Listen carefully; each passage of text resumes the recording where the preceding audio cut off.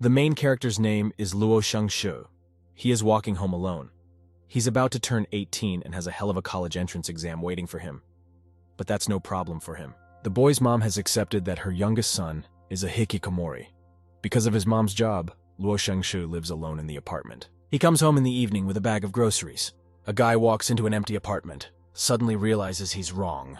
Luo Shang-shu takes off her shoes. Technically, the apartment is not empty. The guy flicks a switch, and the lights come on in the room. Standing on the threshold of the room, Luo Shang-shu shouts to his wives that he is home. The guy puts the bag on the table and talks about his trip to the supermarket. The bag is filled with not the healthiest of foods.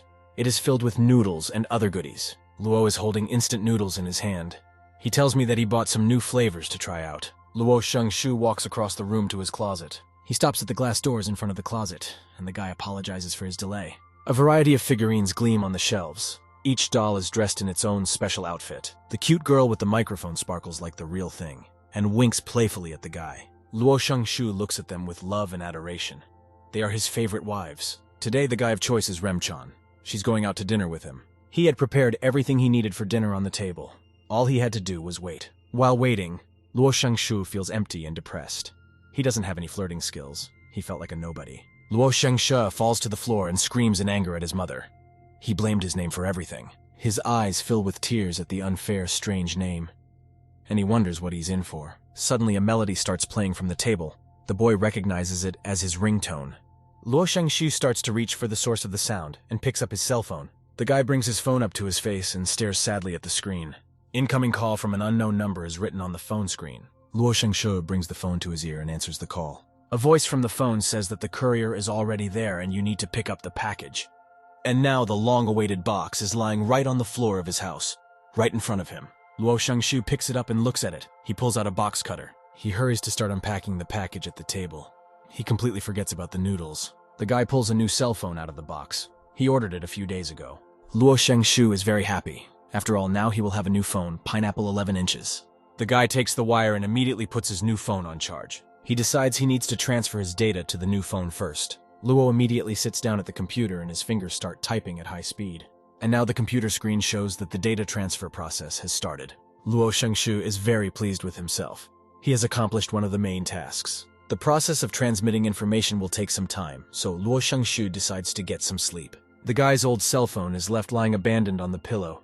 It's like the owner forgot about it. A guy eyes lying on the floor near his old cell phone and starts to fall asleep. A strange whispering of his name comes from an unknown place. This voice wakes up Luo Shang-shu. The boy opens his eyes and hears that whisper from the darkness again. There is darkness all around and he doesn't realize where he is.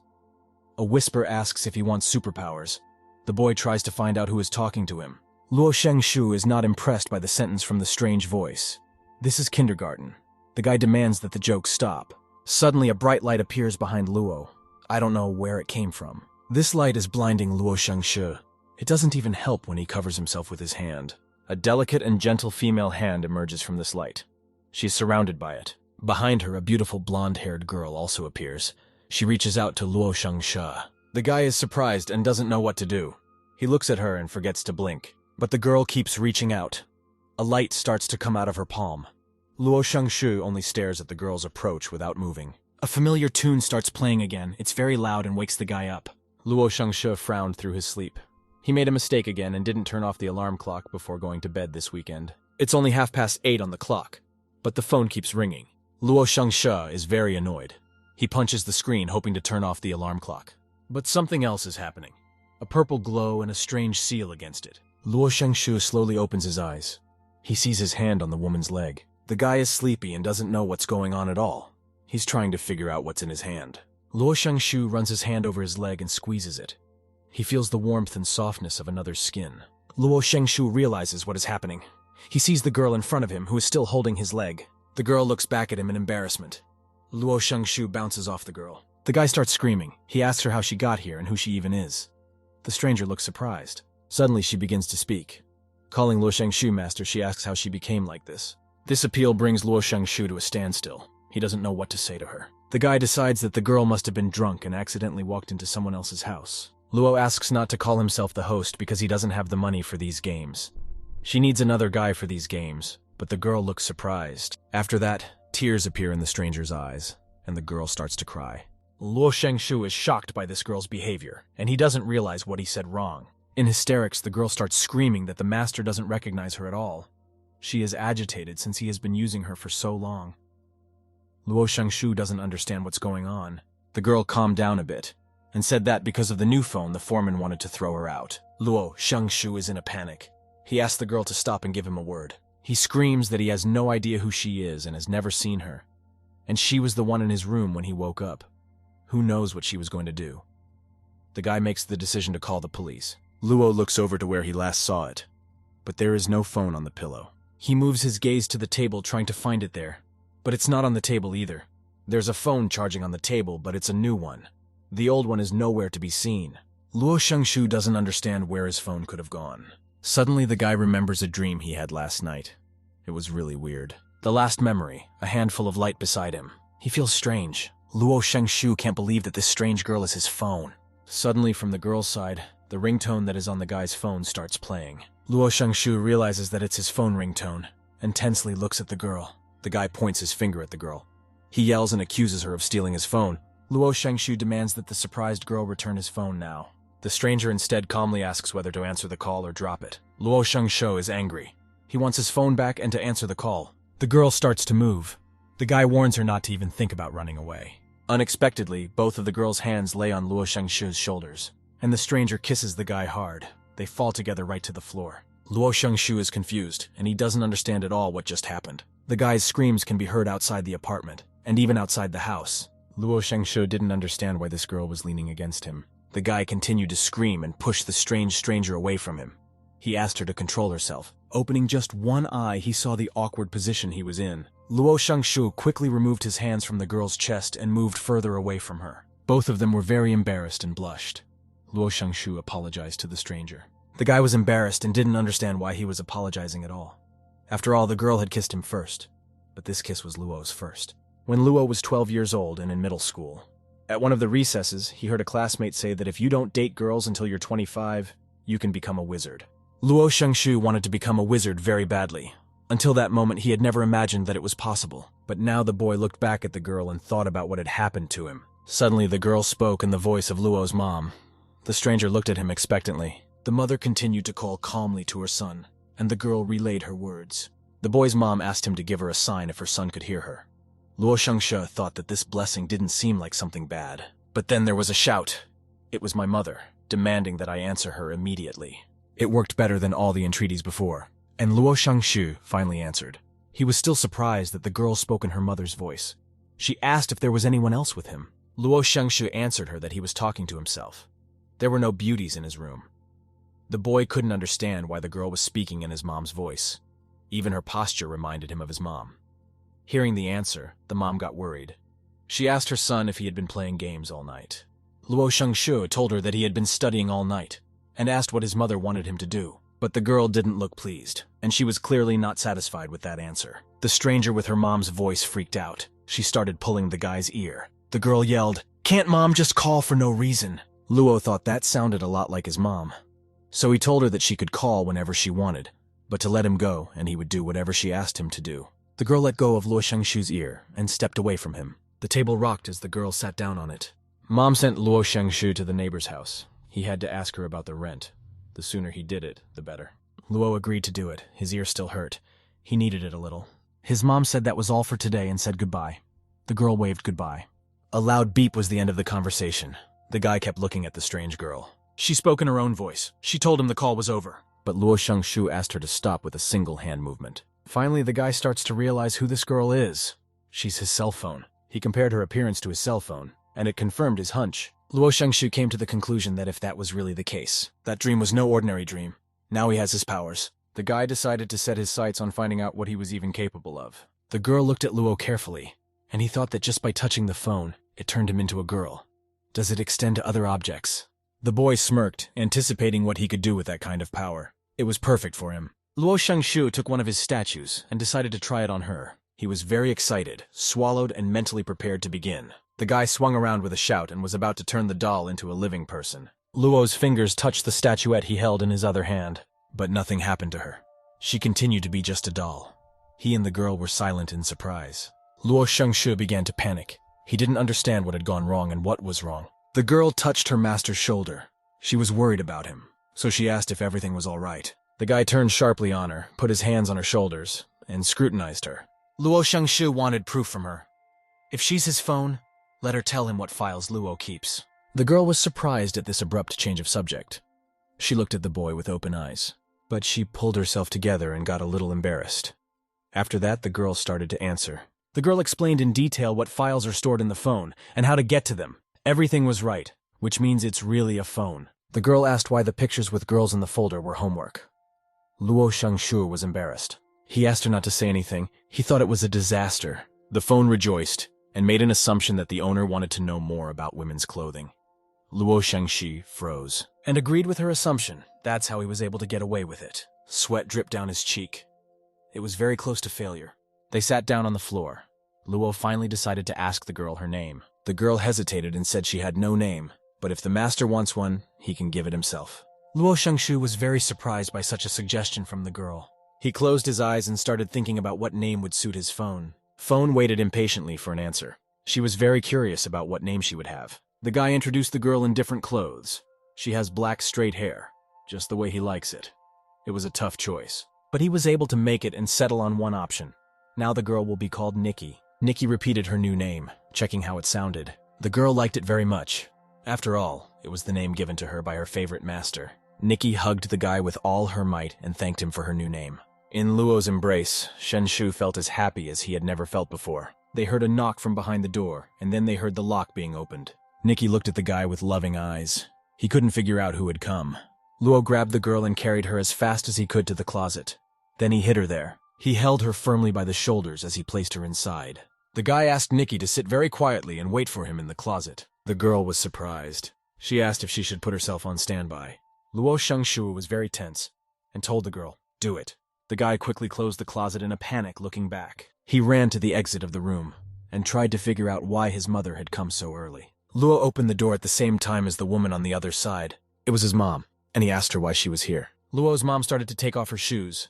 She looked at her son and asked why he looked so tired. The boy was confused and didn't know what to say. He replied that he had just woken up. His mom didn't seem convinced. Luo Shangshu didn't understand why she came back so early. He asked her about it. The woman walked into the room and put her bag down. She asked if she'd interrupted her son's entertainment. The boy came in behind her and answered the question in the negative. Luo clumsily tried to justify himself to his mom, but it didn't work well. The woman suddenly began to sniff the air in the room. She assumed a pensive pose. The rich smell of the girl filled her son's room. The boy was shocked by his mother's abilities. He tried to come up with an excuse, but given his mom's abilities, it was useless. Nikki was hidden in the closet. Everything should have been fine. But Luo saw the girl's shoe on the floor. She was lying right in front of the closet where the girl was hidden. The guy was shaking all over. When did the shoe get there before he noticed it? Luo began to quietly sneak over to the shoe. He hoped to hide the shoe before his mom saw it. He was so close to his goal. His hand was almost to the shoe. The movement caught the mom's attention. She turned toward her son. He was sitting right in front of the closet with his hands behind his back. Mom asked why he had decided to sit down so suddenly. The boy smiled nervously. He tried to make up an excuse again, but it wasn't very plausible. Luo's mom didn't believe her son at all. The woman felt that it was imperative that she learn her son's secret. She picked up a doll from the table that had been left there after the failed transformation. She looked at her carefully and smiled. She had a cunning plan. The woman shouted a warning and threw the doll. Luo was surprised and flustered. He forgot the protection of his shoes and rushed to save one of his many wives. The guy managed to catch the doll before it hit the floor. It was very exciting for Luo Shangxi, but the doll was saved and he relaxed. But after a second, he realized it was his mom's master plan. The boy experienced a sense of inevitability when he saw his mom at the closet. Mom felt that her son was acting very strangely today.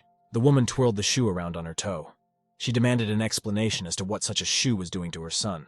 No excuse came to Luo's mind this time. Mom saw a piece of fabric sticking out of the closet. She was sure it would answer the question. Panic was written all over Luo's face. He tried to stop her, but his mom's instincts are very accurate. The woman opened the closet. She shouted to her son that now they would see what was wrong. The boy rushed to his mom as fast as he could. He hoped he could stop her in time. The woman was shocked at what she saw in the closet. There was a girl sitting right in front of her. Nikki looked at the woman in surprise. She didn't know what she should do. At the same time, Luo's mom didn't look any better. This was something she definitely didn't expect. Inside, the guy was hysterical, but he tried to control himself. He called his mom. The woman exhaled sadly and restrainedly. With one hand, she took her son by the shoulder, and she used her other hand to wipe away her tears. She told her son that he should confess. The woman said she would definitely visit him. Luo Shangshu realized that there was a misunderstanding. He tried to speak up about it, but Mom wouldn't let him speak. She had clearly already drawn some conclusions of her own. The woman was saying why it couldn't be anything other than a kidnapping. She kept crying, and she wouldn't listen to her son. Then her mood changed. She said with conviction that a man should admit his mistakes. The boy no longer tried to change his mother's mind. The woman suddenly felt a light touch on her elbow. It was Nikki. She tried to say that no one had kidnapped her. Like always, she called the guy the boss. Mom was embarrassed. Her son and this girl are role-playing, she decided. The woman said the asylum was the only way to save her son. She stumped the others. An unpleasant association appeared in Luo's mind. If the doctors found out about the ability, what would happen to the boy next was frightening. Luo Shengshe fell to his knees, grabbed his mom's leg, and shouted that she was his girlfriend. The girls didn't expect to hear such a thing. Mom looked at him carefully. The woman asked if it was true. The guy told me that they had recently started dating, and he was still on his knees. His mom couldn't understand why the girl was hiding in the closet then. Luo explained that he didn't want to tell his mom about it ahead of time. The woman felt relief fill her completely. She turned to Nikki, and with a friendly look asked if the girl was her son. Luo was taken aback by such a question. Nikki said the gentleman was polite to her. Finally, the guy was able to relax. The girls were having a nice conversation. Nikki was invited for sweets. Mom went out into the hallway and started to leave. The boy went out to see her off. Before leaving, the woman reminded me about the neighbor, asked her not to take too long. She also noticed that her son had changed a lot since the last time they saw each other. Luo felt pleasantly embarrassed when he heard this from his mother. Mom threw something to her son, and she said it was for him. She asked him not to be irresponsible and disappeared out the door. With interest, Luo began to look at the object he was holding. It was a small box and it had a picture of a banana on it. This embarrassed Luo Shengshu hadn't felt this embarrassed in a very long time. How does he understand it? The boy wished he could ask his mom, but she was pleased with herself. Nikki's face was red, and she asked the guy to be gentle with her. The guy tossed the box on the pillow as he walked back into the room. Luo Shengshu was angry at his mom for her prank. Nikki looked at the new object with interest. The boy was attracted by a sound. Behind him, a girl was studying a box. She was tapping on it. Afterward, the girl started biting the box. Luo became very embarrassed. He took the box from the girl and yelled at her not to eat it. Nikki was surprised why you can't. After all, the box looks like chocolate. The guy got embarrassed. He explained to the girl that it wasn't chocolate, but he didn't say what it was. There was an awkward silence between them, and they just stood there.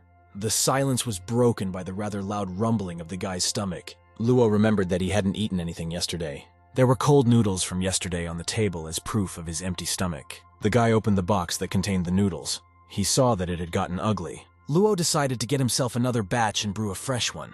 But suddenly another belly rumbling was heard in the room. The source of the sound was Nikki, or rather her stomach. The guy asked the girl if she was hungry. Nikki didn't know what it was like to be hungry, but she felt an emptiness in her stomach. The girl was hungry, Luo realized.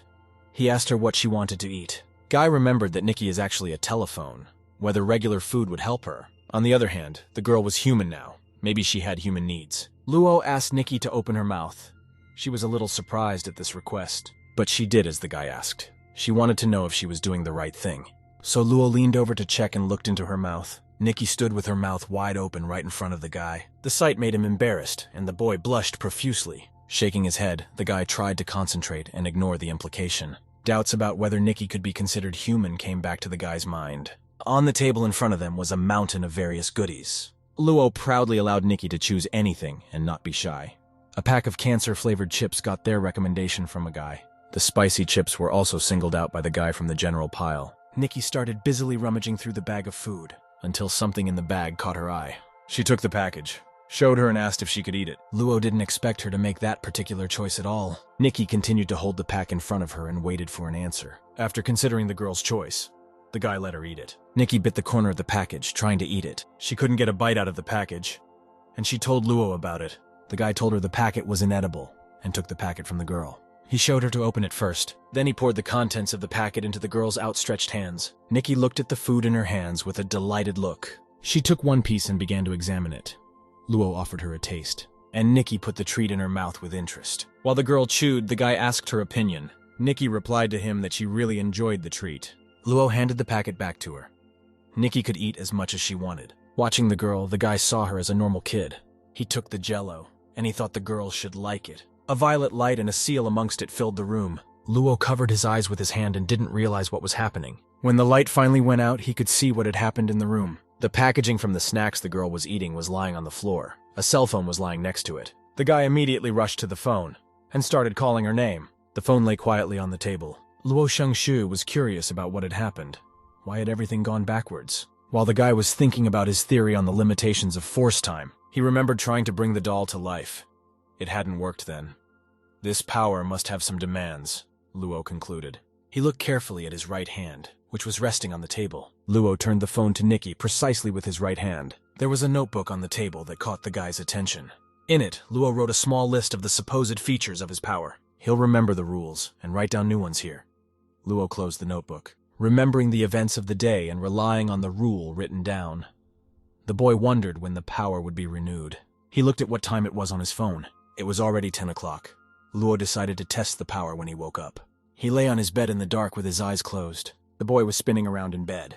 He couldn't find a place to sit. Luo couldn't fall asleep no matter how hard he tried. He lay there staring at the ceiling. The boy sat up on the bed. He tried to figure out why he couldn't sleep. Luo decided he wasn't tired for the day. The guy started thinking about how he could solve the problem after all. His attention was caught by a stack of napkins that stood not far from him. Luo thought, why not use them? It would help him fall asleep quickly later. My hand was just about to reach for the box containing the tissues, when Luo suddenly realized something very important and awkward. The phone was in the same bed with him. And most recently, it was Nikki. That realization killed any desire he had in him. He found one of his stuffed toys and took it to him. The princess had to help sleep come faster. It really helped. Luo Shangshu fell asleep. He slept with his mouth open. The boy wanted to pull the blanket tighter. The purple light and seal that appeared in the room woke him up. Luo quickly jumped up from the bed. He tried to figure out what was going on. There was a girl lying in his bed. She complained that Luo had woken her up. She had rather large breasts. Also bare belly because she was wearing a top. Her hair was loose and fell to her shoulders, and there was a bang on the top of her head. Luo couldn't understand what had turned into a human this time.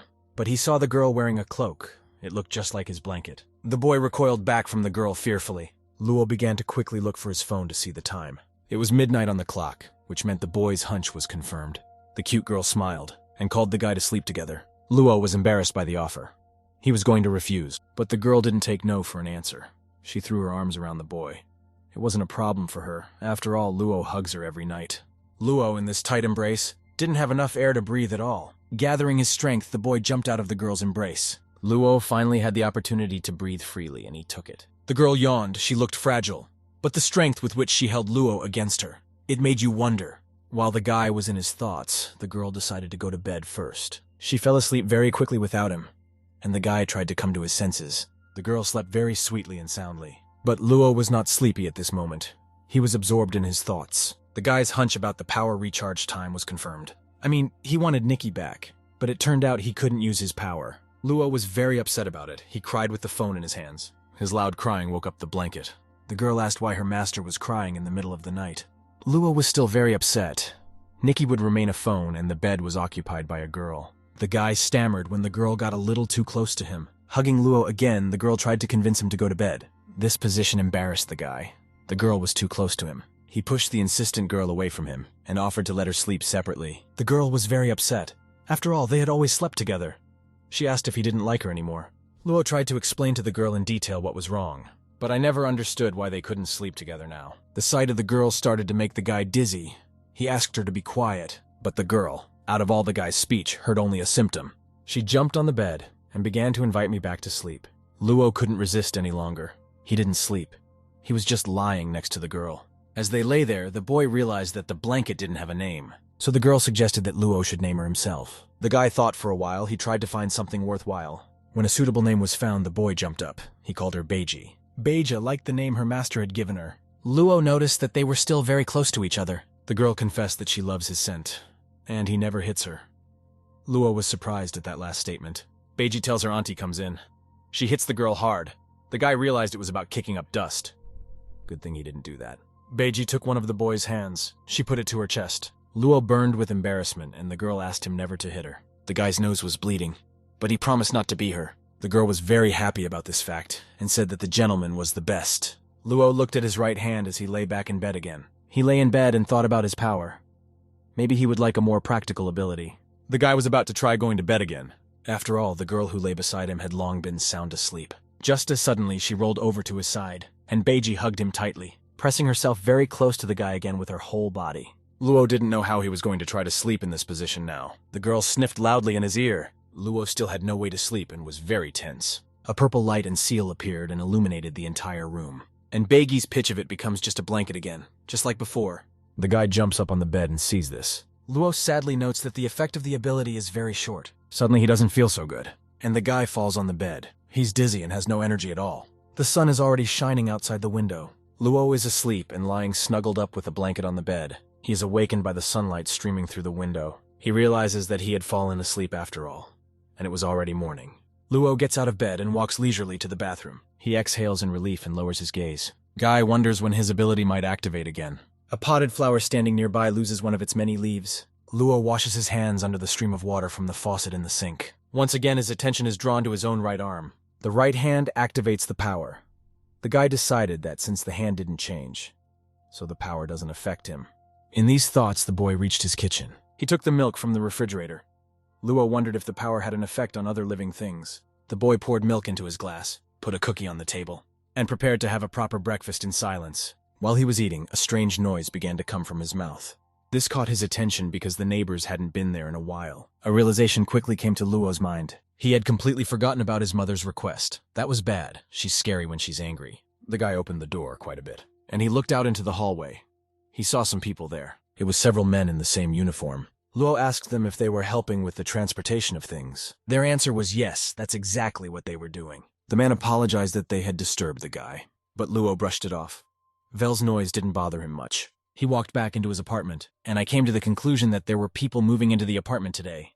A scraping sound that came from no clear place startled the guy. Luo opened the door and started looking around. He tried to figure out where the sounds were coming from. Then he finally guessed to look down, and he saw a white cat in front of him. It was sitting right at his feet. The boy knelt down on his knees. He stroked her and tried to understand where she came from. Someone on the outside was calling for some coffee. Luo raised his head and turned in the direction where the sound of the voice came from. He saw a little girl, presumably his new girl. She was talking to a cat. The girl took the cat in her arms and apologized to the guy. She told him that they had just moved in. Luo recognized the girl as wearing the uniform of the high school he used to attend. He told the girl about it. They heard a loud slamming of the door and turned back around. The girl was very upset. She was late for school and the key was left in the lock. The girl tried to think of a place to leave the cat. Then she started looking at her neighbor, with one look, asking her to leave her with him. Luo didn't understand what she wanted from him, so the girl voiced her request to the guy, hoping he would agree, and applied the pleading look again, this time with the cat. The guy couldn't take the pressure and agreed to keep coffee at his place. The girl quickly handed the cat to her neighbor before he changed his mind. She apologized for the inconvenience and hurriedly ran off to school. Luo waved goodbye to her in return. The guy looked at the white cat he held in his hands. He stroked her for a while. Then he decided she was perfect. The door closed, letting the guy and the cat into the apartment. Luo grinned to himself. He cuddled the cat against him. After all, the guy was a cat person, too. The guy took out a box and pulled out a toy. It was in the shape of a gray kitten. Luo gave it to Coffee Cake to play with. The cat really liked the toy. The guy also pulled some food out of the box and handed her one bowl of food and the other of water on the floor. Coffee was again delighted at this turn of events.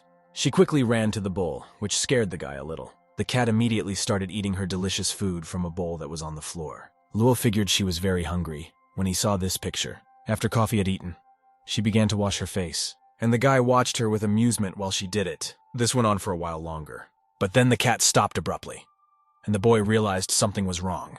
Coffee started walking in circles around the room and meowing. Then she sat up and started shivering. The boy gradually began to realize it. Does the cat really want to go to the bathroom? The guy was in a panic when he realized this. Coffee meowed in response to the assumption, as if confirming it. And Luo tried, as quickly as possible, to think of something. Kitty exhaled a sigh of relief. Making a quick toilet out of a box was definitely a good idea. The boy walked over to the box. He covered his nose with his hand. The smell was horrible. The coffee cake was so cute, and it stinks so bad afterward. When the cleanup was done, and the bag was right under the front door, Luo exhaled in relief. He could finally relax a little. Taking care of a pet is exhausting. Already in the room as the boy looked at the cat, he thought that caring for a pet was more complicated than it seemed at first glance. The boy wondered what it would be like to use his power on a cat. He wondered if it would work or not. He imagined the image of such a girl who would be converted from a cat. In his fantasy, it looked really good, but he wasn't going to try it tonight. His cell phone was on the table. Luo picked it up and mentally asked Nikki to wait a little longer. The guy decided to set his alarm for 11:59 to be sure to turn exactly Nikki. Night has fallen. Luo sat at his computer. He was playing some kind of game to pass the time. It was almost 12 o'clock, and Mistress Coffee still hadn't returned. The boy turned to the cat. I wish her owner would come back instead of deciding to give her away for good. The alarm clock rang. It signaled to the boy that it was time to start. The cat was also attracted to the sound. Luo raised his right hand and was ready to use force on the phone.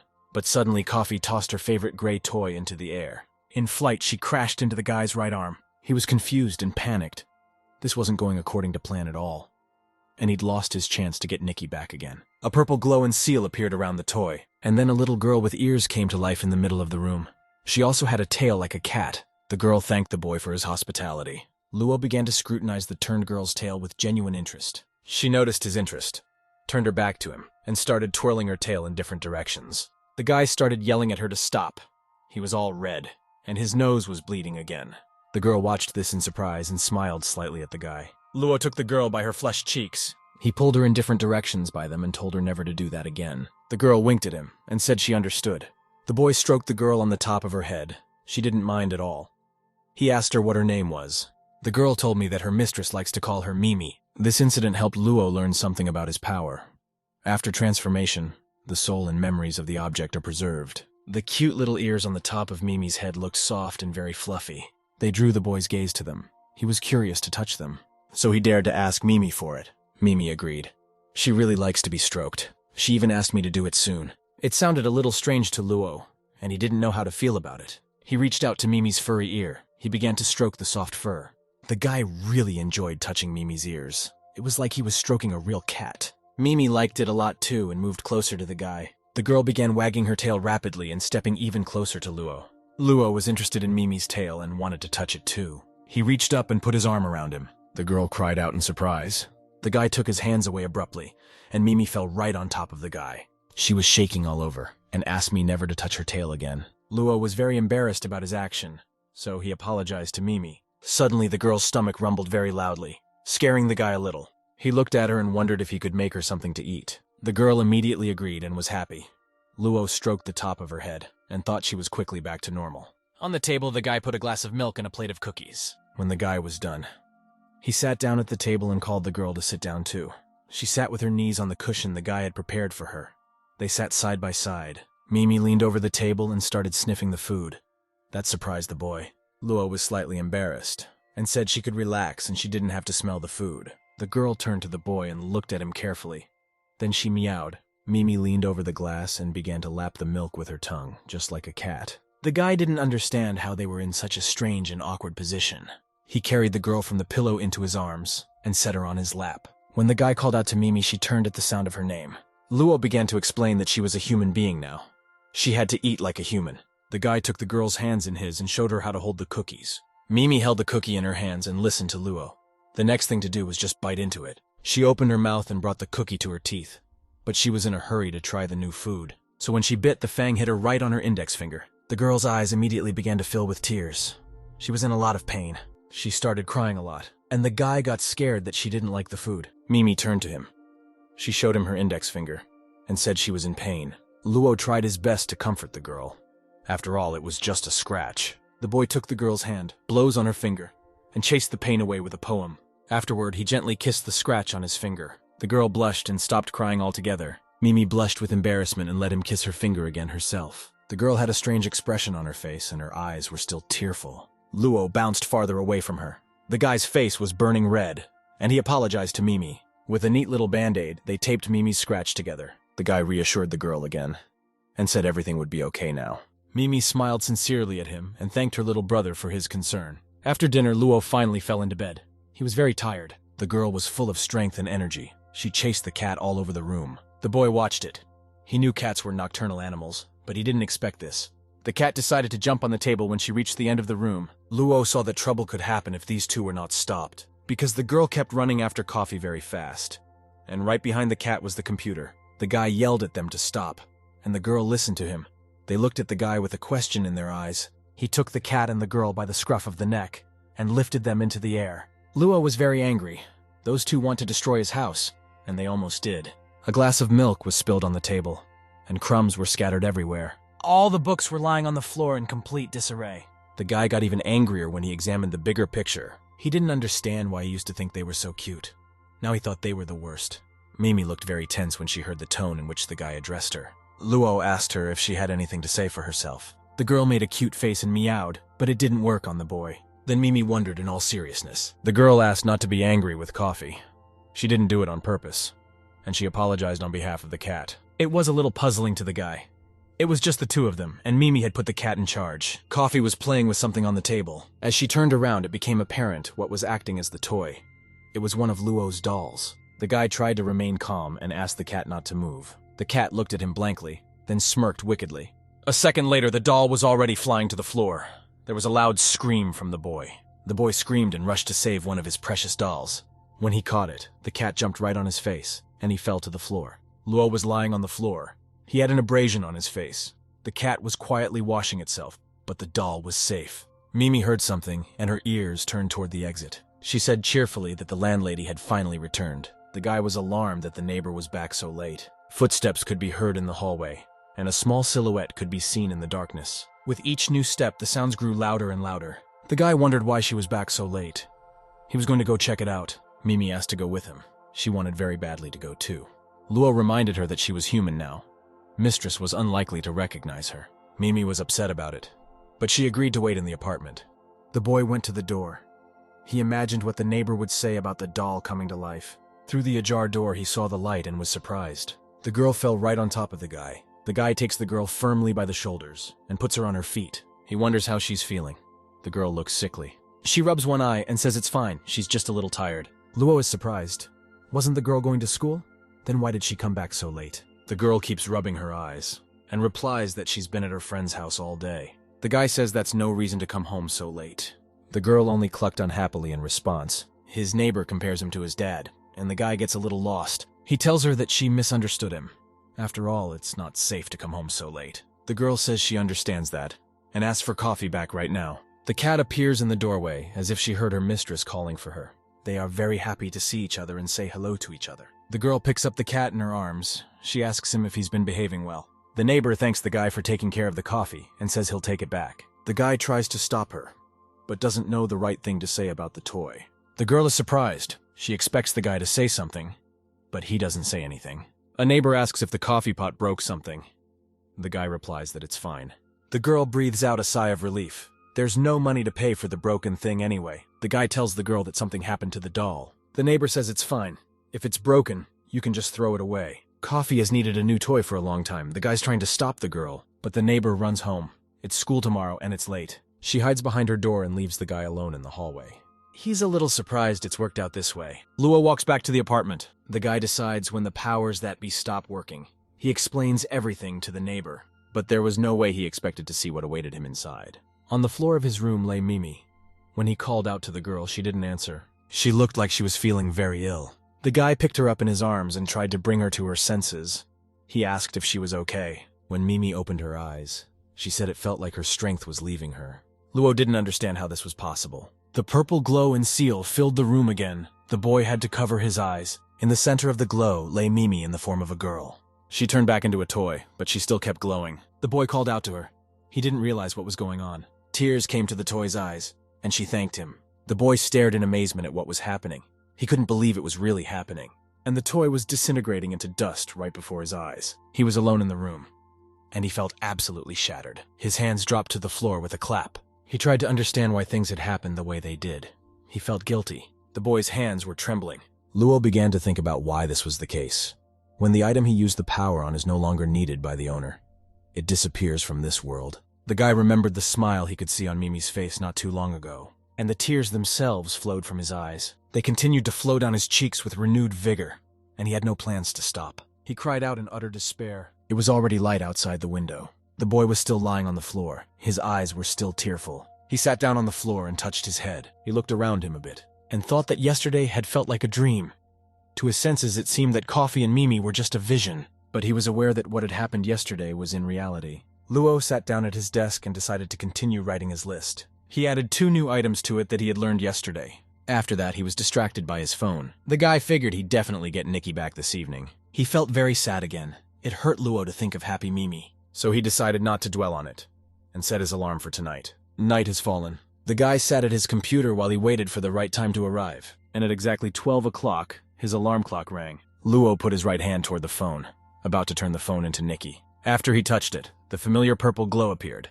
And behind him, after all this time, it was Nikki who showed up. She threw herself into his arms, and she said she missed him so much. Nikki kicked him to the floor, and she confessed that she thought her master had forgotten her.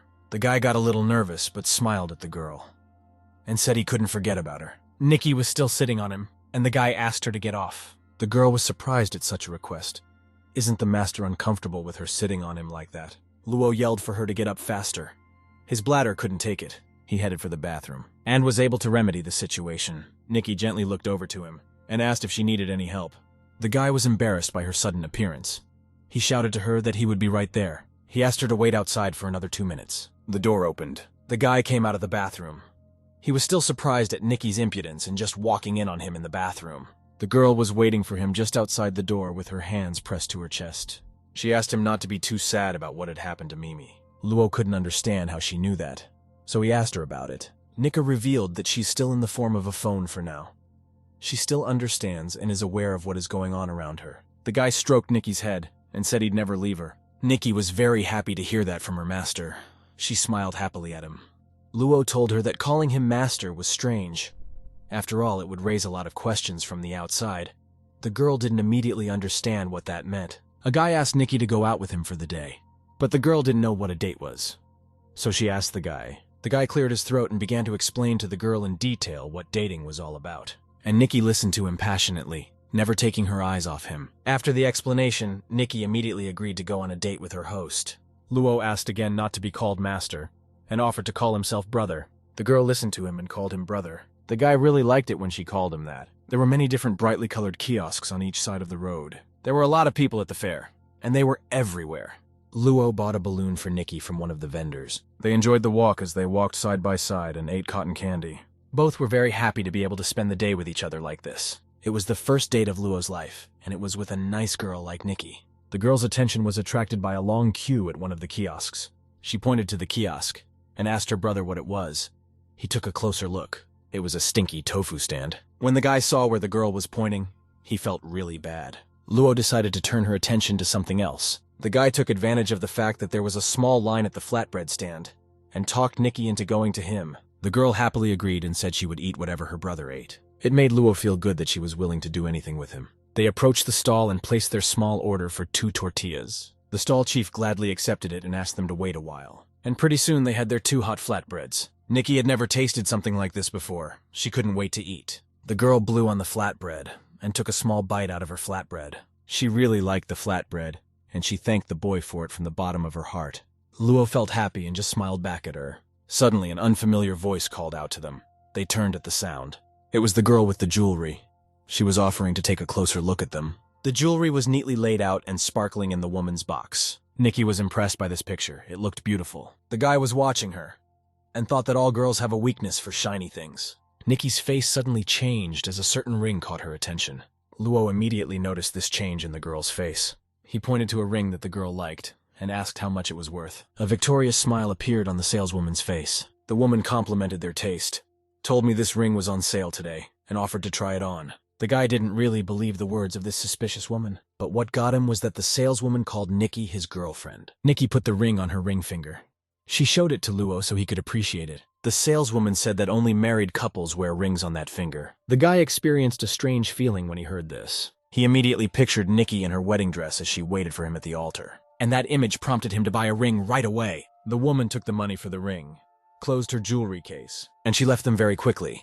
She disappeared in an unknown direction. Suddenly there was chaos all around. Everyone was in a hurry to get away and was shouting. The couple was left standing alone on the deserted street and had absolutely no idea what was going on. And Nikki suddenly noticed that the saleswoman hadn't given them their change back that way. Luo complained that everything just happened too fast. The guy leaned against the wall and tried to catch his breath. A couple standing in an alley somewhere, trying to recover from the chase. They never found the salesgirl. Luo felt a little upset about it. The boy opened his eyes wide and started looking around. He looked at the hotel signs that hung on the buildings around them, and a sudden realization came to him of where they were now. Luo was confused and was starting to panic. They stood in the middle of this alleyway in silence. The guy was still in shock, and the girl, surprised, just stood quietly by his side. Nikki asked what this place was, and looked at the guy carefully.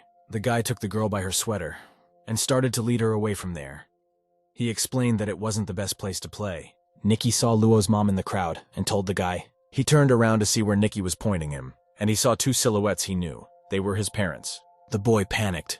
He didn't want his parents to know about his outing with the girl. He hurriedly dragged Nikki off the main road and into the nearest alley. They hid against the wall of some unknown house. A tree covered them from the other side. Luo exhaled a sigh of relief. They were still hiding, but the boy couldn't understand what his parents were doing here. The boy realized that if they went out now, they might run into them. It would be better to wait in the shelter. But something across the street did catch his eye. It was the front desk of one of the hotels. He walked up to the counter. The guy pulled the employee off his phone and asked him for a room for two. The man looked up at him and was greatly surprised to see a couple of rather young men in front of him. The employee thought they didn't look perverted at first glance and told the guys that they only had the biggest number left. Luo hesitated a bit but agreed anyway. Take even him. The guy held out his passport to the hotel employee. The employee gave them everything they needed to get into the room and wished them a good vacation. The boy thanked him in return, but he sensed that there was a catch. They called the elevator and rode in silence to their floor. Nikki glanced at the guy. Nikki asked where they had come to and why. She wondered what this place was all about. She couldn't understand why they didn't just say hello to his mom. Luo didn't know what to say to her, so he put his hand on her shoulder. The guy smiled awkwardly and said his mom was on a date too and it wasn't worth distracting her. He suggested we get some rest first. Nikki figured it out. They walked together to the door of their suite and opened it with a key. The door opened inward, and a beautiful large bedroom in pink colors appeared in front of the couple. Nikki really liked the way she looked. Luo, on the other hand, hadn't expected it. The girl entered the room first. She turned to the guy and beckoned the guy to follow her. He smiled at her and hurried to follow her. Nikki immediately grabbed one of the heart-shaped pillows that was on the bed. She lay with her in her arms and laughed loudly. Luo was confused and didn't know where to place himself. He sat on the edge of the bed. The boy felt uncomfortable. He was sure that the employee had misunderstood them. Nikki noticed that something was wrong with the guy, so she asked him how he was feeling. After this question, Luo abruptly stood up from his seat, much to the girl's surprise. The guy said the room was stuffy, and they'd better turn on the air conditioning. The air conditioning is working, and the guy stood right underneath him to cool off a bit. The girl suggested the guy take a shower since he was all sweaty. He didn't immediately realize where Nikki had found the shower, so he asked her what she meant. But the woman turned and pointed to the shower that was right in the room. Luo was shocked and he was confused, because the shower doors were completely transparent. The shower stood in the middle of the room, and its doors were transparent and sparkling. The boy looked at him in panic and tried to think of a decent reason not to go there. Finally, he gathered his thoughts. He cleared his voice and prepared to speak. Luo lied to the girl that the shower set in this hotel wasn't very good. He said it was better to wash at home. Nikki thought this reason was strange. After all, the guy didn't usually care about such things. She knew he wasn't picky. The guy stared back at the girl confusedly. He hadn't thought about it at all. And then he remembered that Nikki was his phone, and she knows his every move. He suddenly realized she had always been with him both in the bathroom and in the shower. And when he cried during sad moments in movies he watched on the computer. Suddenly the realization came to Luo's mind that she knew all his secrets. The guy was really embarrassed.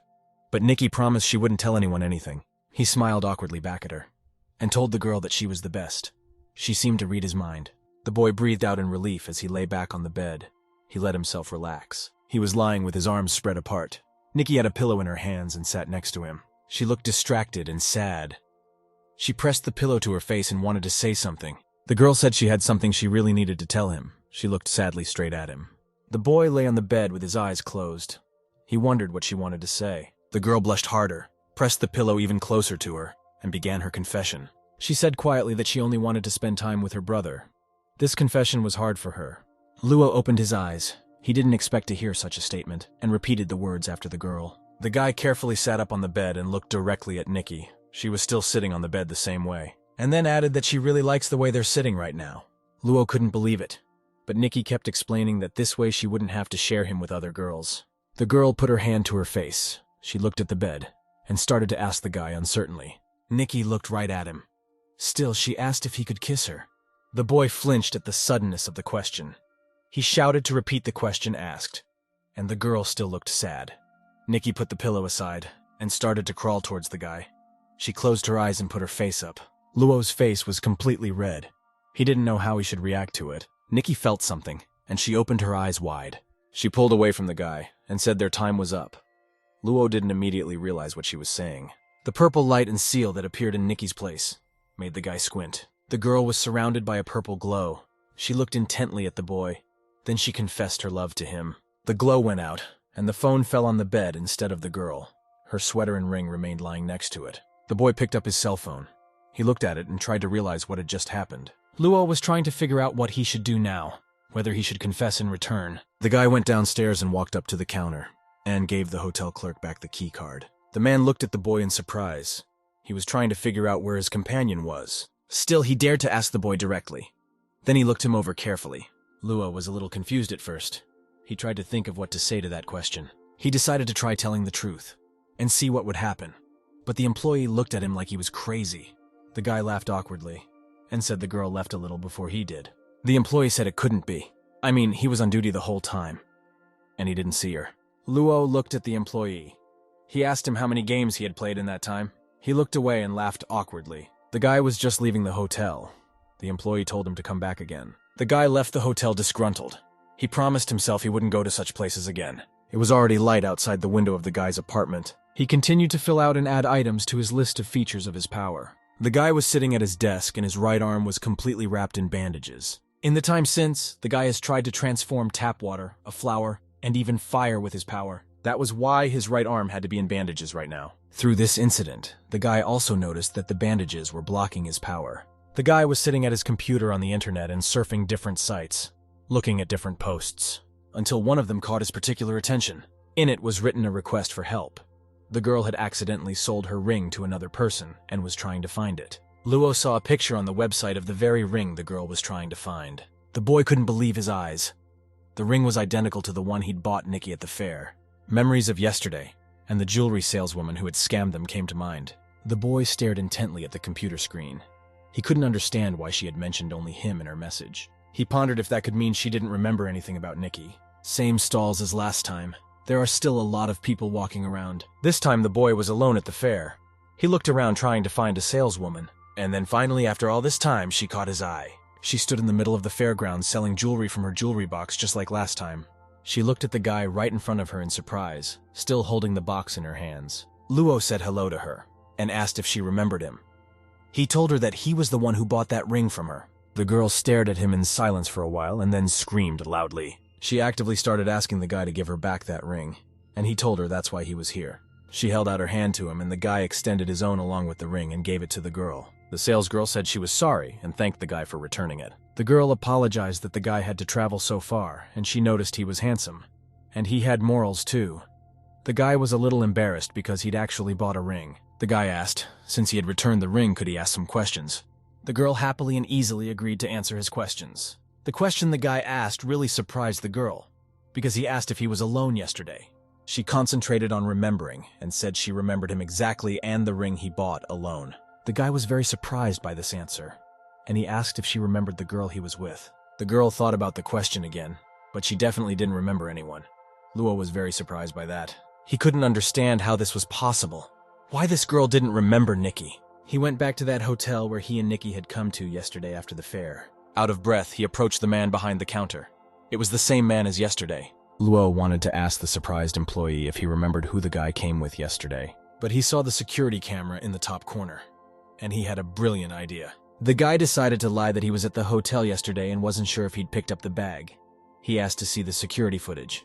The hotel employee was not very happy about this fact, but he agreed to see the camera footage. On the tape, they found the moment the guy came in. The worker asked him if it was him. They looked closer and realized it was definitely him, but he didn't have a bag. There was an awkward silence between the employee and Luo. The man looked at the boy carefully. The man gave an awkward laugh in response to that look. He said he was sorry. The guy said he might have gotten something mixed up and should look for the bag at home. The hotel employee was annoyed and told the guy that he definitely remembered that he was alone. Luo realized that the man's nerves were getting the best of him and needed to leave. So he thanked him and hurried away. It was getting dark outside again. The boy walked into the bathroom and freed his hand from the bandages. The used bandages were left on the edge of the sink. He was taking a shower. Standing under the jets of water, he thought about how the end of his power's effect on an object, on people's memory of it, was reflected. Could it be that the only person who remembers what's going on is Luo? The guy finished showering and tried to find his underwear on the nightstand near the shower stall. Finally, he touched them, but he did so with his right hand without bandages, so a purple glow filled the entire bathroom. It grew stronger and stronger, and a seal appeared behind it. After that, his underpants took the shape of a girl, and she appeared in the bathroom. In a panic, the guy tried to figure out how it had happened. Then he realized he had forgotten about the bandages. The girl put her hands to her cheeks and was very surprised that she could speak. She looked directly at the head of the guy who was standing by the shower stall. The boy looked down and realized he was naked. He cried out in panic and embarrassment. Luo covered himself with his hands and loudly asked the girl not to look and to turn away. The girl was mortified by such a picture. She reminded the guy that they had already done many interesting things together. This embarrassed the guy even more. He yelled at her to shut up, and he shoved her out of the bathroom. He slammed the door shut with a loud slam right in her face. The girl asked the owner if he wanted to use her. A negative answer was heard from behind the door. Left to himself, the boy exhaled in relief and finally relaxed. He stood in front of the mirror and looked at himself.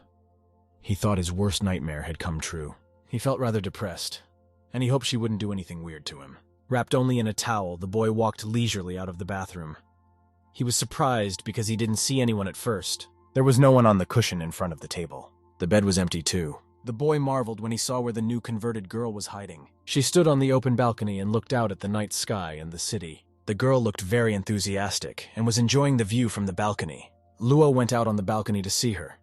He asked her what she was thinking about. The large number of lights of the night city could be seen from their angle. The girl didn't take her eyes off the landscape.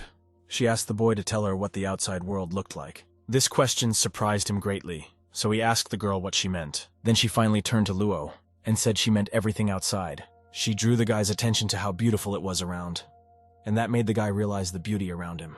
The girl suddenly looked very sad and started her story. Every day it is either in her closet or inside her pants. The girl shared that it is very annoying. The guy didn't quite get it. I mean, she's underwear where she should be if not in the closet or in her pants. The girl asked to let her out for a break once in a while, but the boy didn't understand what she meant. The girl looked at him with a look full of hope, but the boy was startled by such a set of words. He asked her in confusion what it meant to take a break. He already pictured himself in the middle of a park at night, scaring the girls with the sight of his underwear. The thought made him feel horrified. For showing his underpants like this, he would be considered a common pervert. He refused the girl's request, and she began to look very angry and irritated. She took his hand gently and turned to him again. The girl looked at him sadly again. She asked him to take her for a walk like that at least once. The guy looked at her and decided he should agree. The girl was very excited when she heard she was going for a walk. She couldn't believe her happiness. She began to jump for joy, and the guy next to her pondered that one little walk wouldn't hurt. The girl called her host the best and kissed him on the cheek. This made the guy blush and feel embarrassed. But the girl was very happy and didn't pay any attention to it. She grabbed the guy's arm and ordered him not to slow down. She was going to go right now, ignoring the fact that the guy was wearing only a towel. Luo shouted inevitability and asked her to wait a bit, at least let him get dressed. For the first time in her life, a girl was walking down a night alley, or the street at all. She led the boy behind her, holding his hand. She didn't know where they were going. The girl turned to the boy and asked him to walk faster. Wasn't he always in a hurry to get somewhere? The guy was confused and asked the girl if she was sure. Maybe she shouldn't walk so fast. The girl looked sad. She asked the boy if he was so frail that he couldn't keep up with her. Luo looked very offended. The guy thought that these seemed like normal words, however, from her lips, it sounded rather strange and suspicious. The girl continued walking, again pushing her master. The boy had no choice but to really speed up. The only source of light were the streetlights in the park. The whole time the girl was walking, she kept turning her head in different directions, and the guy suddenly realized that the girl didn't have a name. He suggested the name Hyon to her, but the girl was engrossed in looking at the scenery, and said that the name was just an empty sound so he could call her whatever he wanted. The guy laughed awkwardly and decided that he would call her Hyung. He also thought she was unique, just like Beiji. The girl was very interested in the vending machine with drinks that stood at the edge of the road. She pointed at it and continued to look at it with interest. She asked the guy what it was. The guy excitedly replied to her that it was a vending machine. The girl shifted her gaze to the guy. She asked him what the vending machine was for, as the girl continued to look at the car with interest. The guy explained to her that she needed it to buy drinks and offered one to the girl. The girl replied that she didn't understand what was good in drinks, so she wasn't interested. But the guy decided to take them each a can of the drink anyway. It was a Coke. He came back to the girl with the jars in his hands. He asked her if she really didn't want to try it. The girl looked at the cans doubtfully and asked if there was anything good in the drink. She thought it was just colored water. They found a seat on a bench right under the streetlight. They sat next to each other, and the girl had a can of drink in her hand. She was embarrassed and smiled contentedly, glancing at the guy the whole time. The girl looked at the floor. She pulled herself together and suggested to her host that she stay in the park all night tonight.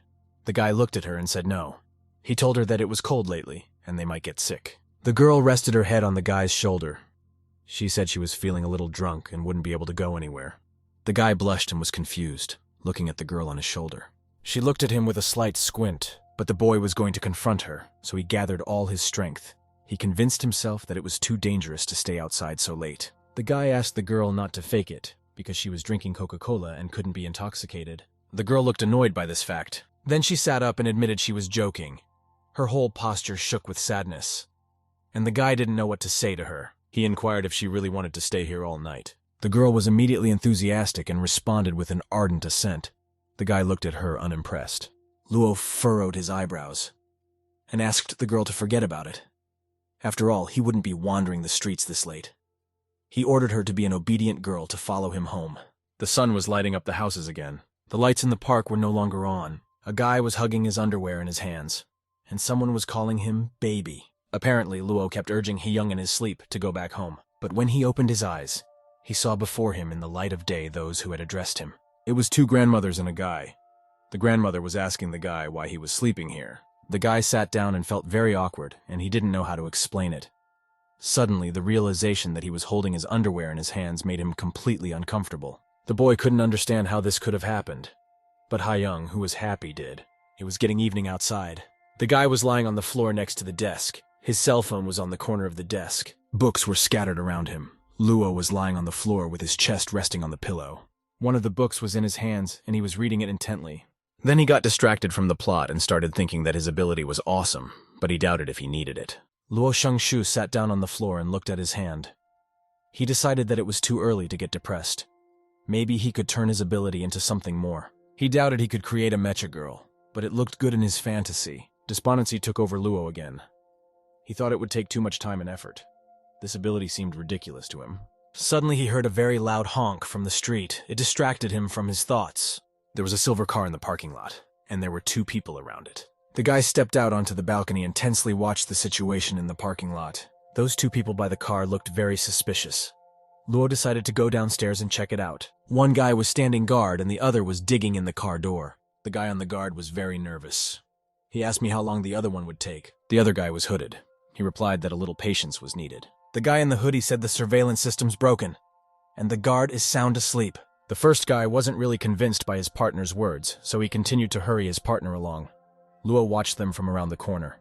When the guy looked at what was happening up close, he became convinced that these were real car thieves. He looked at his phone but realized the police wouldn't get there in time. Suddenly, some brilliant idea struck the guy. The hooded guy had already finished breaking down the door, using lockpicks. He opened the door, shouted to his partner that it had worked out. He was still very nervous. With great speed, something incomprehensible surrounded by purple light flew at them.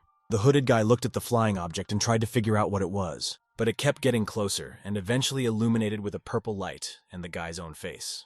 And in the next second, Nikki falls on top of the mugger. The girl continues to sit on the head of one of the robbers while his partner is shocked at what is happening. Quick footsteps are heard from outside, and then there's a scream, and a foot flies at the other guy from above. He looks at it in inevitability and shouts. The next morning, Nikki is sitting on the bed and Luo is on the computer. Both are listening to the news about an attempted carjacking. The guy watches the report intently and events shift to the scene of the accident. They show the guy who was standing guard. He's crying and begging the police to believe him. He starts his story with crazy eyes that the phone turned into a girl and they were confused. The guy looks at his hand and thinks that he never thought before that his power could be used in such a way. Luo feels like a hero. Nikki sits on the bed and wraps her palm around herself. Guy looks at her and thinks he should celebrate her transformation. Nikki tells the guy that it's really hot in the room. The girl's voice catches the guy's attention. A girl is all sweaty. She asks the guy if she can take off her clothes. Luo gets very embarrassed and starts to panic when she hears this question. He tells her she's a girl and can't take her clothes off in front of a guy. Both are silent, but Nikki looks completely unimpressed by the guy's answer. She tries again, but this time she asks to be given clothes to change into. This turn of events didn't improve the situation in any way. Luo needs to figure out what to do. An idea occurs to him, and he catches Nikki's attention. He asks her how she feels about going for a swim together. Nikki looks at the guy with surprise and interest and repeats the words Luo said. The water park is flooded with sunlight, and it looks beautiful from a bird's eye view.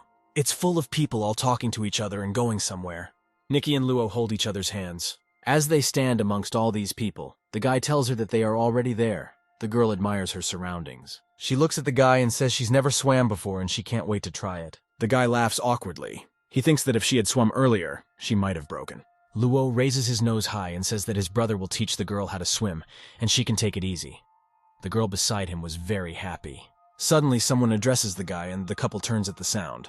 They try to figure out if they're being addressed. They see a beautiful girl in a swimsuit who asks them if they would like to purchase a couple swimsuits. The guy looks at her and all he can think about is that the girl has a beautiful figure. He starts to think that he has never seen Nikki in a swimsuit before, and he should take the matter seriously. They go in search of a swimsuit for Nikki. There are various swimsuits hanging around. Also, some of them were presented on mannequins. The woman who approached them said she had a small store and they could look around. The couple looked around admiringly. Nikki says admiringly that the clothes are very nice and that her brother has the same one on his phone. The woman looks at the girl and doesn't quite know what she's talking about. The guy puts his palm over Nikki's mouth and starts to justify himself. He says the swimsuit selection here is pretty good. The women of the town reveal that the range is handled by her personally, and Luo whispers to Nikki to never go back to the pictures on his phone again. Swimsuits on hangers are brought up to the guy very close in order for him to get a better look at them. These swimsuits are shown to him by the saleswoman, and she says that if they buy them now, they will get a discount. The guy feels uncomfortable. He smiles embarrassedly and says that such swimsuits are too revealing for Nikki. The woman is surprised by this kind of response from the guy, and she asks him again. But Luo just nods in response. The saleswoman smiles understandingly at him. More covered swimsuits are coming into view, and the woman puts the guy in front of a choice, this time among a more closed version of swimwear. The guy doesn't know what to say. After all, these swimsuits don't fit either. They look either childish or for adult women. Suddenly notices something behind the women who are contemplating what to offer them. This is a beautiful swimsuit with bows and ruffles and a fairly closed top. The guy points at him and asks if he can look at that swimsuit. The woman smiles happily and tells the guy that he has a diamond eye and this swimsuit is for couples. Luo is pleased with himself. He gives a thumbs up and says he's taking it. The guy comes out of the locker room, looking at herself in those swim shorts and thinking the floral print is a little embarrassing. He also starts to worry about Nikki because she's been gone for a long time. Suddenly, she's turned back into a cell phone. A woman meets him in the sales room and tells him that he looks really good and he should buy those swim trunks. He thinks about what to say to her. As Nikki exits the locker room, she calls out to him. She stands fully clothed in a swimsuit and asks him what she looks like. The guy is all eyes on her and thinks it looks really good on her, so he tells her that she looks very nice, and it really suits her. The girl was very happy to hear such words from the guy. Nikki takes the guy under her elbow, looks at him and suggests we go swimming, and the boy happily agrees. Luo Shengshu hears his name. He and Nikki turn around to see who's calling him. It turns out to be a girl in a yellow bathing suit. She looks at him and says she's not wrong. She points her finger at him and yells that the guy is a heartbreaker. The guy doesn't recognize her and doesn't know what's going on. He asks her in horror what she means, and Nikki is very surprised. The girl folded her arms across her chest and glared angrily at the guy. Nikki and Luo tried to understand what was going on. The guy gradually begins to realize that this girl in front of him is Xin Xiaolan. Xin Xiaolan was a pretty girl with red hair gathered in a ponytail. She looked a little offended. The girl sarcastically asked the guy if he had completely forgotten about her. The guy was embarrassed, and the girl looked at the girl in surprise. Xin Xiaolan was very angry. She couldn't understand when the guy had gotten a girlfriend, and how could he have forgotten about her? Nikki moved closer to the guy and took his elbow with both hands. She shifted her gaze to Luo and asked him if he knew this girl. The guy laughed awkwardly and said that he completely forgot to introduce the girl. He explained that Xin Xiaolan was his childhood friend. An old friend gave Luo a scornful look and told him he was a pervert, dating a little girl and making her call him brother. The guy under Nikki's surprised look tried to explain that it was a misunderstanding, but Xin Xiaolan didn't believe him at all and asked what could be confusing. She put her hand to her face and said angrily that the day she confessed to him, he said she was like a sister to him. The guy looked at Xin Xiaolan in response in surprise, and didn't realize when she was the one who confessed to him. And then I realized with horror that I must have realized when it happened. At the time when Luo Shenshu and Xin Xiaolan were young children and were laughing and learning about the world together. Then no matter where or what they did, they always did everything together. They liked to build towers out of constructors. On one such day, the children's mothers discussed the closeness of their children. They came to the conclusion that they could be relatives. Xin Xiao happened to overhear and became interested in this conversation between their moms. Then, one day while they were sitting on the couch, the girl called out to the guy while he was playing on his phone. The girl blushed and said that when she grows up she wants to be the guy's bride, and asked him what he thought about it. Luo Shenshi, without taking his eyes off the phone, replied that it was impossible. After all, he treats her as a sister another level, and the girl was all trembling and very upset when she heard the answer. Then Xin Xiaolan abruptly cried very loudly. Only after that did the guy took his eyes off the phone and looked at her. The guy didn't ponder whether what the girl had said back when she was a kid mattered. He laughed and said that they had been very small then. After all this time, he realized why the girl had been crying then. The girl closed her eyes and began to fan herself with her hand. She said that they could forget about it. After all, it had been years ago. And then the girl abruptly reached her hand forward and turned the topic of conversation definitively. She served it to Nikki and smiled kindly. The girl introduced herself and asked what the girl's name was. The girl responded to the handshake and introduced herself in return. It was the first time she was getting to know someone. Xin Xiaolan really liked Nikki's name, and she told the girl about it. The girls were chatting nicely beside the guy, and he could finally exhale calmly. Then Luo's friend moved over to Nikki and whispered to her that if a guy ever bullied her, she could tell her, and she would deal with him. Nikki replied with confidence that her brother would never bully her. This kind of answer startled Xin Xiaolan. She realized that the girl really trusted the guy. The next moment, Xin Xiaolan's friends appeared among the crowd and started calling her back. The girl took her old friend firmly by the shoulder. This gesture made the boy surprised. She leaned close to the guy and ordered the guy to treat the girl well. Xiaolan threatened to deal with him herself if he didn't. Guy smiled nervously and told her he remembered. He wondered why he was under the impression that she was actually Nikki's longtime friend.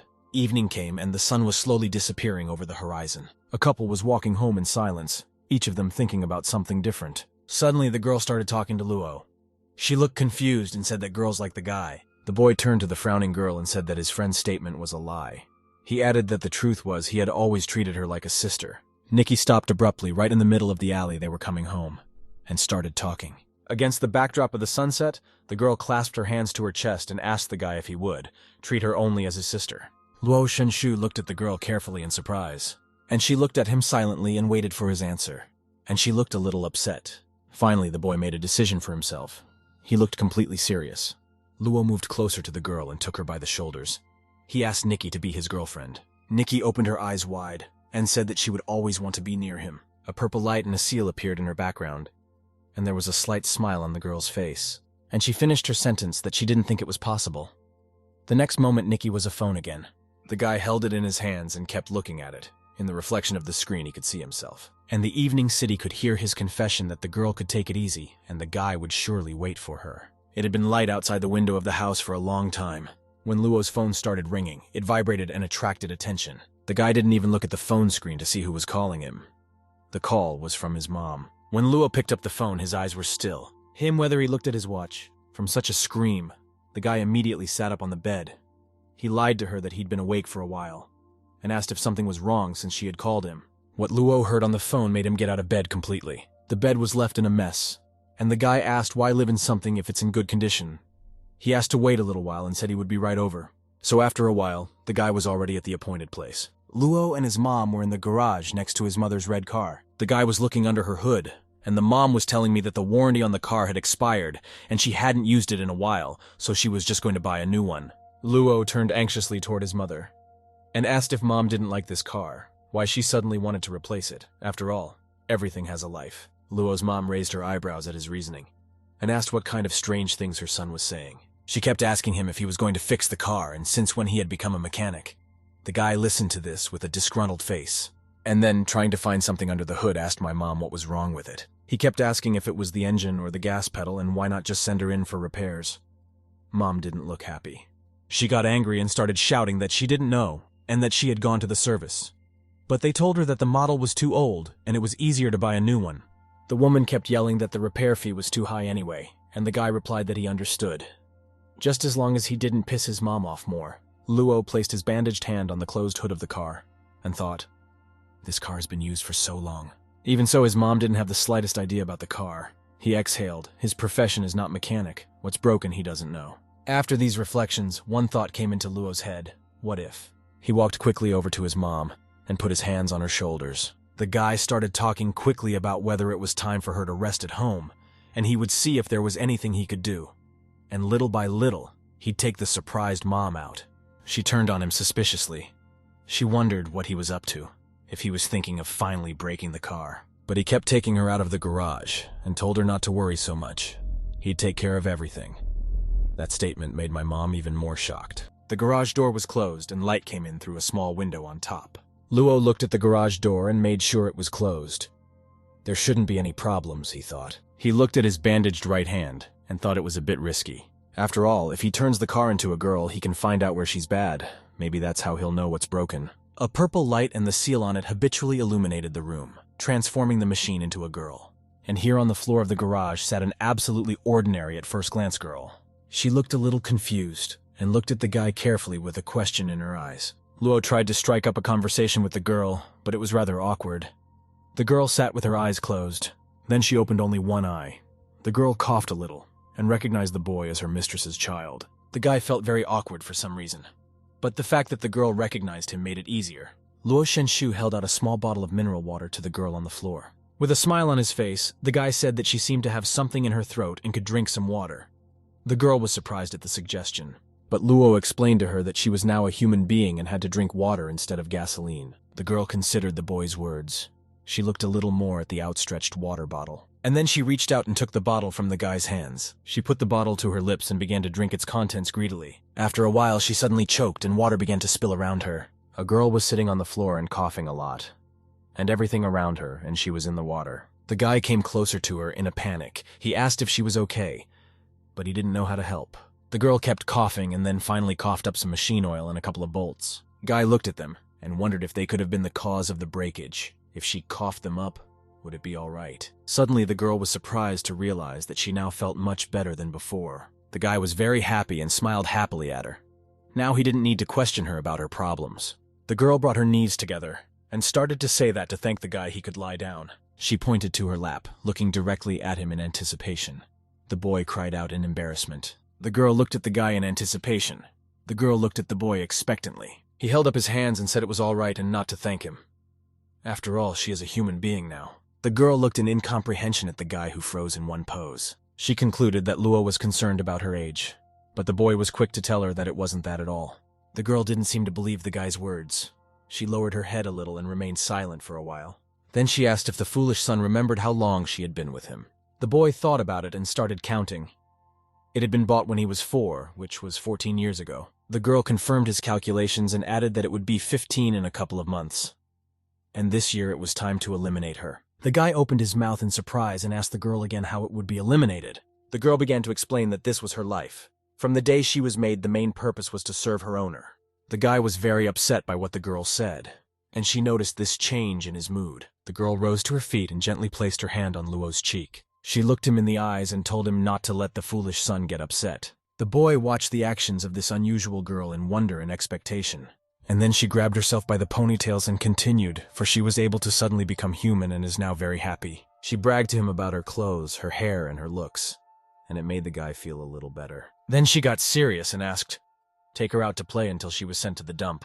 It's been a long time since she's gone. The guy worriedly asked her if she hadn't been sick before and if she was sure she was fit to drive. The girl gave him a thumbs up and said she had gotten much better since her diagnosis. Luo was very happy that he was able to help, and the girl continued to look at him in anticipation. The guy pulled out his driver's license and started looking at it as he held it in his hands. He was nervous because although he had passed his driver's license when he was 18, he had never driven after that. While he was worrying about that, he got the idea to check something out first. The guy picked up his phone and called Nikki. She answered that she was here and asked if she could help. Luo turned away from the girl, who was watching him in incomprehension. He asked Nikki to help him understand the issue of recycling cars at 15. Nikki immediately went to look into the matter and asked if she could wait a little longer. After a while, the information about the matter popped up on the phone. Luo went back to the girl and asked her to come with him afterward. A guy was excitedly telling me that he had looked at a new ordinance about cars from 15 years ago, and if the machine is fine, can stay in use as long as it is in good condition. So the guy wanted to take her with him to solve all her problems. The girl looked at him with admiration. She grabbed him by his sweater with her hand, and when the guy lowered his gaze to see what she was going to do, but he saw only a grateful look from the girl. She said that in spite of looking silly, he was really useful. The boy smiled awkwardly, and noticed that she liked calling him stupid. Suddenly, Luo Shenshu felt his strength leave him and he felt sick. His eyes stopped listening to him and seemed to close on their own, and his eyelids were very heavy. The last thing he saw was the girl's confused face. He couldn't understand what had happened, why he was so tired. When the guy came to his senses, he was already sitting next to the car and leaning on it. He took hold of his head and regarded the car beside him with amazement. His strength didn't last more than an hour. Why the transformation had gone so fast? The boy couldn't figure it out. He wondered if the energy consumption was related to the size of the object, or if part of his soul was being consumed for the transformation. While the guy was pondering this, the garage door began to gradually open upward. Luo looked at it and thought that it didn't make much sense anyway. His mom was standing in the garage doorway. The look on her face was displeased, and she gave the boy a frightened look. She asked him if he had fixed the car, and why it was taking so long. The guy said he had already fixed it. Mom obviously didn't expect that answer. That's what she told him, and she asked to see it. Then she recognized that he uselessly had one or two strengths. The guy only laughed at this. Luo asked his mom if she could let him drive since she was going to sell the car anyway. The boy said he wanted to practice a little. The woman replied that he could pick her up because he already had a girlfriend, and he might need the car for dates. The boy cried out in surprise. He took his mom by the shoulders and asked if she remembered Nikki. Luo's mom was shocked by such a question from her son. When she came to her senses, she irritably asked the guy what it all meant. Did he really think she had such a bad memory? The guy started making excuses that he didn't mean it and raised his hands in a conciliatory gesture. He said he was just surprised she still remembered her. His mother was still annoyed by such remarks. She got angry and grabbed her son's ear, and then started yelling that she didn't have Alzheimer's to forget things like that, and did they really break up? While the woman held his flushed ear. He said they were still together, and actually he was thinking of going with Nikki to visit her grandfather. His mom asked him with disbelief in her voice if it was true, and the boy hastened to answer that it was. Afterward, the woman finally let go of her son's reddened ear. She turned away and said lightly that she didn't think he'd lied to her. After all, he wouldn't lose what he'd been looking for so long so easily. When Luo Shenshu was already sitting in the driver's seat in the car, he put on his seatbelt. Then he shifted his gaze to the rearview mirror and corrected it. A boy looks at his mom and asks if he can take the car. She says yes and asks him to be careful on the road. The road was empty, like the rest of the street. Only a couple of pedestrians and cyclists were nearby. Luo Shenshu held the steering wheel tightly with both hands and kept a close eye on the road. As he drove and approached the traffic light, he thought it was very strange. Neither the jewelry vendor at the fair nor the hotel employee could remember Nikki. The guy wondered why her mom still remembered her then. Could it be because of the physical contact? Or maybe because she's related to him? Luo decided to check it out later and saw something. The guy hit the brakes to stop and take a closer look. He got out of the car and there were bags of garbage in front of him, and among them was a box. In this box sat a little gray kitten. He had green eyes. He was shivering all over and had an abrasion on one of his paws. While Luo was looking at the kitten, he suddenly noticed something unusual about it. Kitty looked a lot like Mimi. It was a little weird. The guy carefully lowered himself to one knee on the floor in front of the kitty box. They looked into each other's eyes, and the boy asked how she was here and if she was hurt. Then he gently and carefully stroked the kitten's fluffy head. Kitty looked straight at him with her clear, piercing green eyes. Evening came. Luo brought the little cat home in his arms and started to say that this was her home now too. The cat in the guy's arms looked around the room with interest. It was attracted by the cup on the table. The guy let the cat go on the floor and told her she could go have fun. Kitty walked forward a little and began to actively look around the room. When the cat had settled in a bit, the guy cleaned and taped her wound. He stroked her and told her that there should be no problems now. At that time, the boy did not know how much more awkward his life would become. Luo smiled happily and suggested that Nikki go shopping. That one apologized and said she was afraid, no matter how scared the kitten might be alone. Guy cheerfully turned to Badgie and offered to hang that one outside while the weather was nice. A girl was lying on the bed and a cat was walking on it. She asked if she could have a minute while Mimi gave her a massage, and reminded him to remember to clean the toilet after Mimi. The boy was desperate. He didn't understand why everyone said it was a great happiness to have a cat. He didn't feel it. A guy was sitting at his computer. The exam period was approaching. He could not be distracted any longer. The boy was staring intently at his computer screen. Mimi watched him. His right hand was wrapped in bandages and he held a computer mouse in it. The bandage began to unwind and its tip dangled loosely near the table. The cat saw a ribbon that kept moving in different directions and became interested. She jumped on the bandage and grabbed it with her teeth. It gave way and began to slip from her hand. Immediately thereafter, a piece of his hand came free from the bandage and made contact with the computer mouse. The purple glow and the seal on it dramatically illuminated the room. The guy didn't immediately realize what had just happened. or where the light had come from. He shifted his gaze to his hand and saw that he was holding onto someone's knee. On his desk sat a little girl who said hello to him, and the boy shouted. The guy looked in surprise at the girl who was sitting on his desk. With his right hand, he continued to unconsciously press the mouse keys, but instead he pressed his knee. Then the girl kicked him in the face with her other foot and screamed that she was in pain. There was a moment of absolute silence between them, and they just looked at each other. A guy got a big scratch on his cheek and realized it hurt a lot. The guy asked why she hit him. The girl said it was all reflexes. She was still sitting on the table, whistling a tune. The boy realized irritably that she had hit him on purpose. He slowly rose from the floor to his feet, and he realized that the girl still didn't have a name. He said he would think of something now. The girl said no in English, and Luo didn't understand why she suddenly spoke in a foreign language. Ignoring the refusal, he chose the name Zuzu for her. But the girl considered her body. The guy realized she wasn't responding to him at all, too busy trying to consider herself. Luo accepted it. He was still interested in his results now. He figured the girl wasn't particularly eager to leave his desk. The boy called her by name and offered to look at her appearance. The girl was surprised. She asked how she could see her appearance and looked at the guy with interest. Luo told her there was a mirror in the closet, and there she could look at herself in peace. He showed her to the closet. The girl caught onto the idea and jumped off the table onto the floor. Guy watched Zuzu walk away from the table, her ponytail sewn onto her clothes, dragging along the floor behind her. The girl looked at herself in the reflection with rapt attention. The boy thought he had succeeded in driving her away. He went to his chair and was going to look at the results on his computer. But when his hand went down to the place where the mouse should be, he realized everything. And in his mind, how could he not realize that this girl was his mouse? Suddenly he remembered that the first time he met Nikki, the girl had acted as a telephone. Could this mean that he will be able to see his results despite the incident? Images of Zuzu began to appear in the boy's mind, and he noticed that she was very cute. A girl stood in front of a mirror and lifted up her dress. When the guy saw this, he yelled at her. He asked her to lower her skirt now, and the girl didn't understand what the problem was. The boy indignantly explained that good girls shouldn't pull up their skirts in front of boys. Zuz didn't seem to care. She stared blankly at him while the guy tried to figure out why he even had to teach someone such a thing. But the next moment, with a shell-shocked smile, the girl lifted her skirt in front of him again, and the boy shouted to her to stop. Luo beckoned the girl over to him and asked if she could come over for a second. Zuzu walked over, looked him in the eye, and asked him what was wrong. The guy began to scrutinize her from all sides, trying to find something familiar. He was upset when he couldn't find a wheel or a button, or how to use it. The girl didn't look happy. And then, with a look of horror on her face, she asked the guy if he was a lolicon.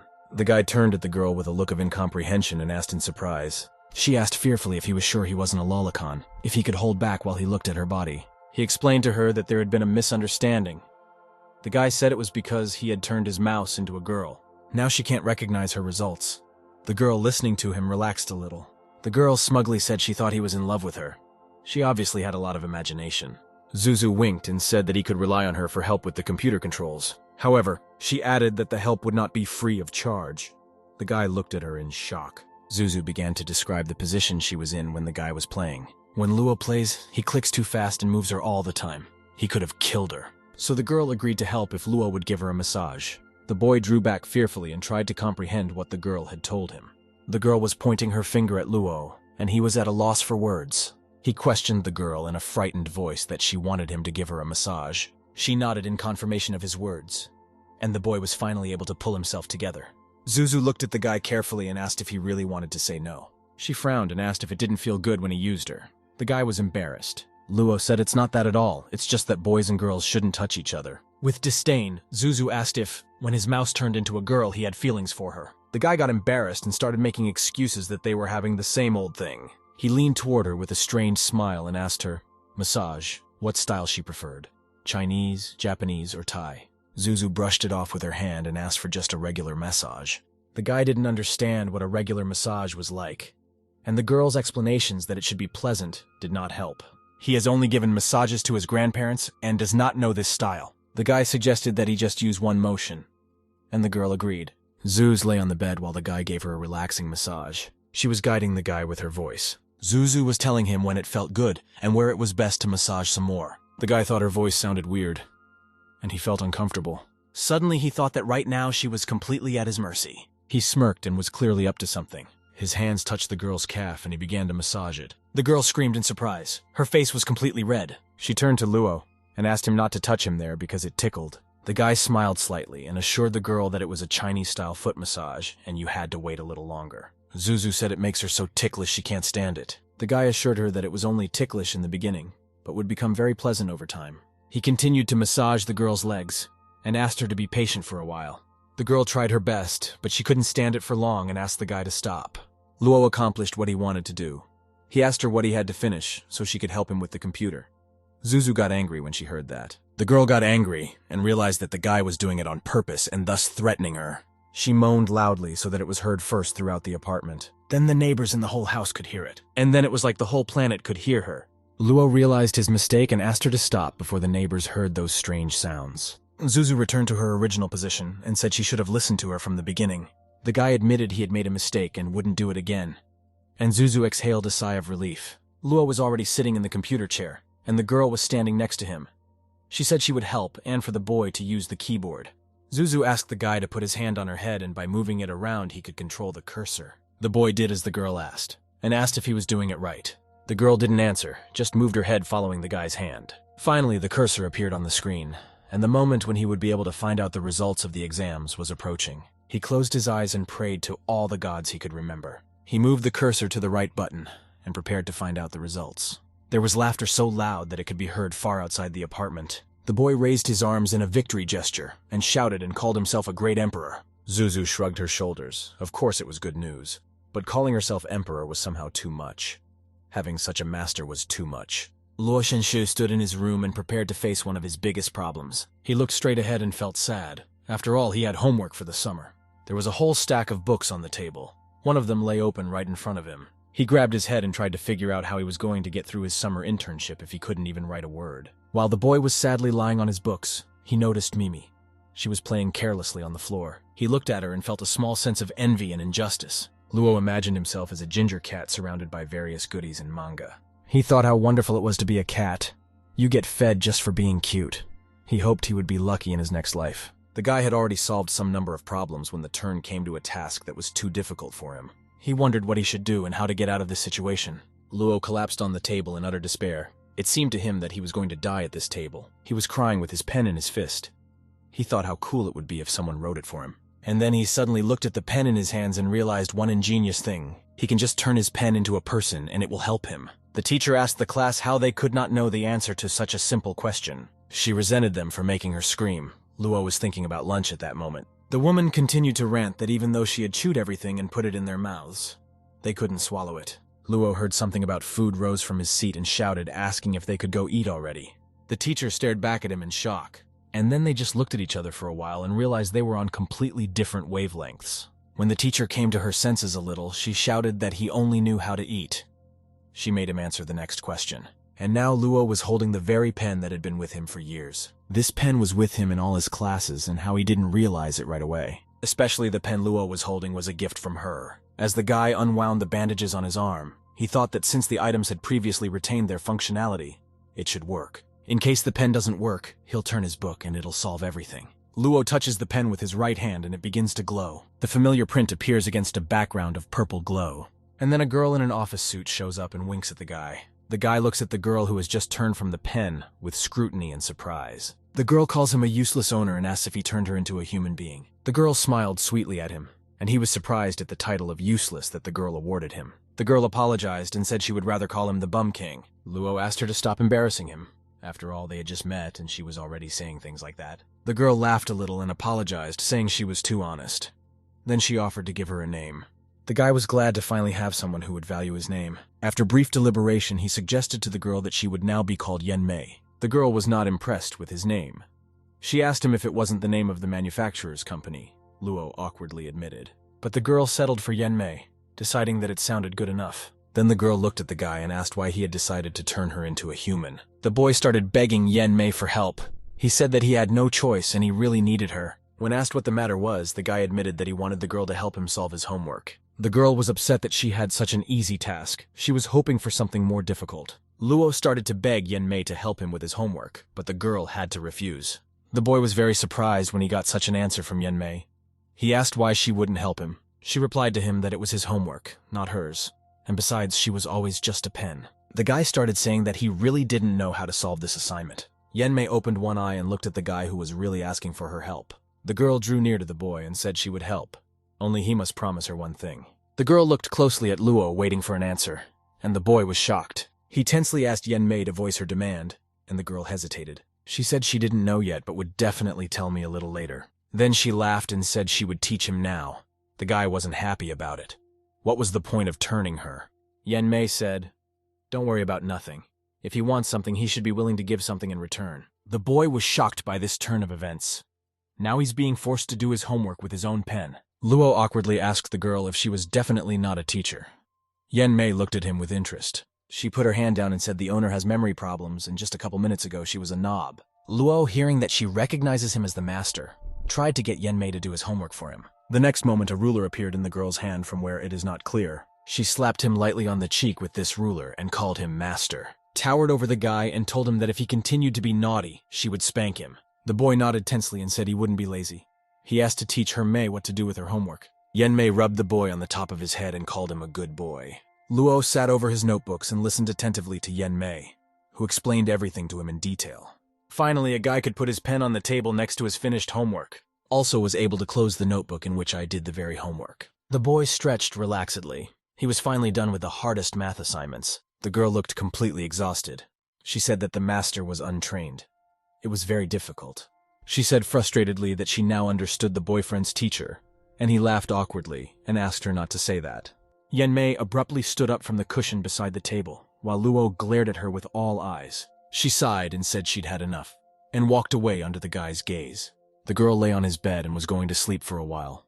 The guy couldn't figure out where to sleep now. The next moment, Yenmei was already sound asleep, while the guy looked sadly at his busy bed. The guy was a little puzzled by how fast the girl fell asleep. Yenmei covered herself a little with a blanket and slept peacefully. While the girl was sleeping, the guy decided to do his biology homework. He was a pro at it, and he wanted to surprise Yenmei with his knowledge. He smiled brightly and thought that every gentleman should be good at biology anyway. He sat concentrating over his biology notebook, and the process was in full swing. The kid was doing one problem after another, and it was a lot easier than math. But after a while, his face took on a puzzled expression. Luo tried to remember if biology had always been so difficult. The boy had forgotten who he was and where he was. He looked awkwardly at the sweetly sleeping Yenmei and tried to make up his mind to ask for help. He carefully approached the girl and touched her cheek, drawing her attention to himself. The guy coughed and asked if Yenmei could help him with one biology question. The girl sat on the bed and looked at the guy while he said that he knew the answer in general. He just wanted to let her show off. Yenmei asked if he said he was a biology major. Under the girl's piercing gaze, the boy tried to think of at least some excuse for himself. The girl threw Luo Shenshu on the bed. She sat on top of him and hovered over him. The guy got scared and asked the girl what on earth she was doing. Yenmei smiled sweetly, and then said, "How is it that we are going to learn biology?" and ran her tongue over her lips. The boy repeated in a panic that they were going to teach biology, and then loudly shouted no. When night fell, and there were still lights burning in a few windows, Luo finally woke up. He slowly began to open his eyes. Sitting up on the bed, the boy tried to remember how he had managed to fall asleep in the first place, and when he remembered with horror that he never finished doing his homework. But when he went to the table, a stack of books and a note were waiting for him there. It said he was hopeless, and the girl had done his homework for him but wouldn't do it again. Luo Shenshu was very happy when he read the note from Young Mei. And then the guy tried to remember what happened after he was on the bed, and why he couldn't remember anything. The sun illuminated the green summer park. The trees reflected beautifully in the small lake. Through the foliage of tall trees, sunlight was streaming into the alley. Luo Shenshu stood in front of the door to a small house that was in the middle of the park. He had been standing there for some time, and because of excitement, he did not dare to enter. The whole time he stood in front of the door, the guy remembered the moment that had brought him here. Luo heard the teacher addressing him. There was a table with a computer next to him, and different sheets of paper on the keyboard. The teacher asked if he remembered signing up for a summer internship as a lifeguard at a coastal park. The guy got excited and said he remembered. Then he asked if something had happened. The teacher shared that a response from the park has arrived, but the position has been temporarily canceled. The man smiled at the boy and told him not to worry. He saw the guy's enthusiasm and got him a job as a janitor. It cannot be said that the boy was very happy about the news. He questioned the teacher about his position with fright. Now in front of the door, the lad had only to sigh pitifully and accept his fate.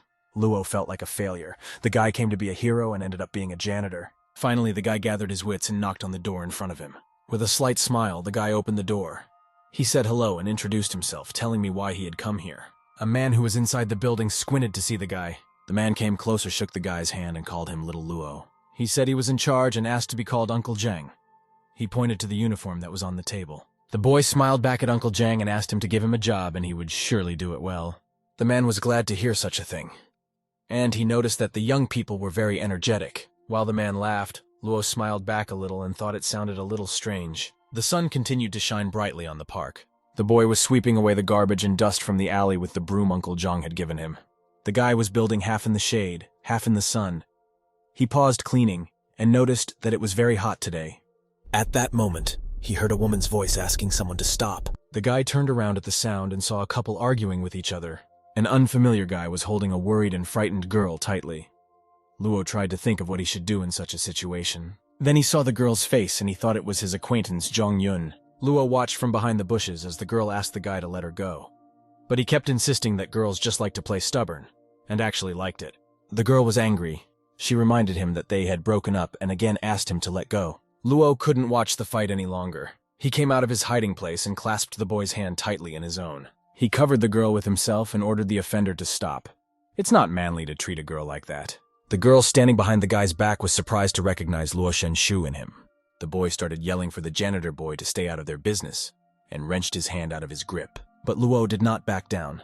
He admitted that he may be a janitor, but he is an employee of the park. He told the offender that he could easily ask security to escort him out if he continued to behave like this. The offender did not believe it and started shouting that he would not dare to do that. However, Luo picked up his broom and started to catch up with the guy running away from him. The girl was shocked at what was happening. When the assailant had run far enough away from them, Luo turned to the girl. He walked up to her and asked if she was okay. Zhang Yun replied yes and thanked the guy. Then she looked him over and asked why on earth he was working here. Luo laughed awkwardly and said it was summer volunteering, and today it was his turn to be a janitor. Also, the guy suggested to the girl that he walk her home if it was okay with her to make sure she would be okay. Zhang Yun agreed with a smile and apologized for causing trouble. When the end of Luo Shenshi's shift came, the whole sky was covered with black clouds. And as the couple was on their way to leave the park, it suddenly rained quite hard.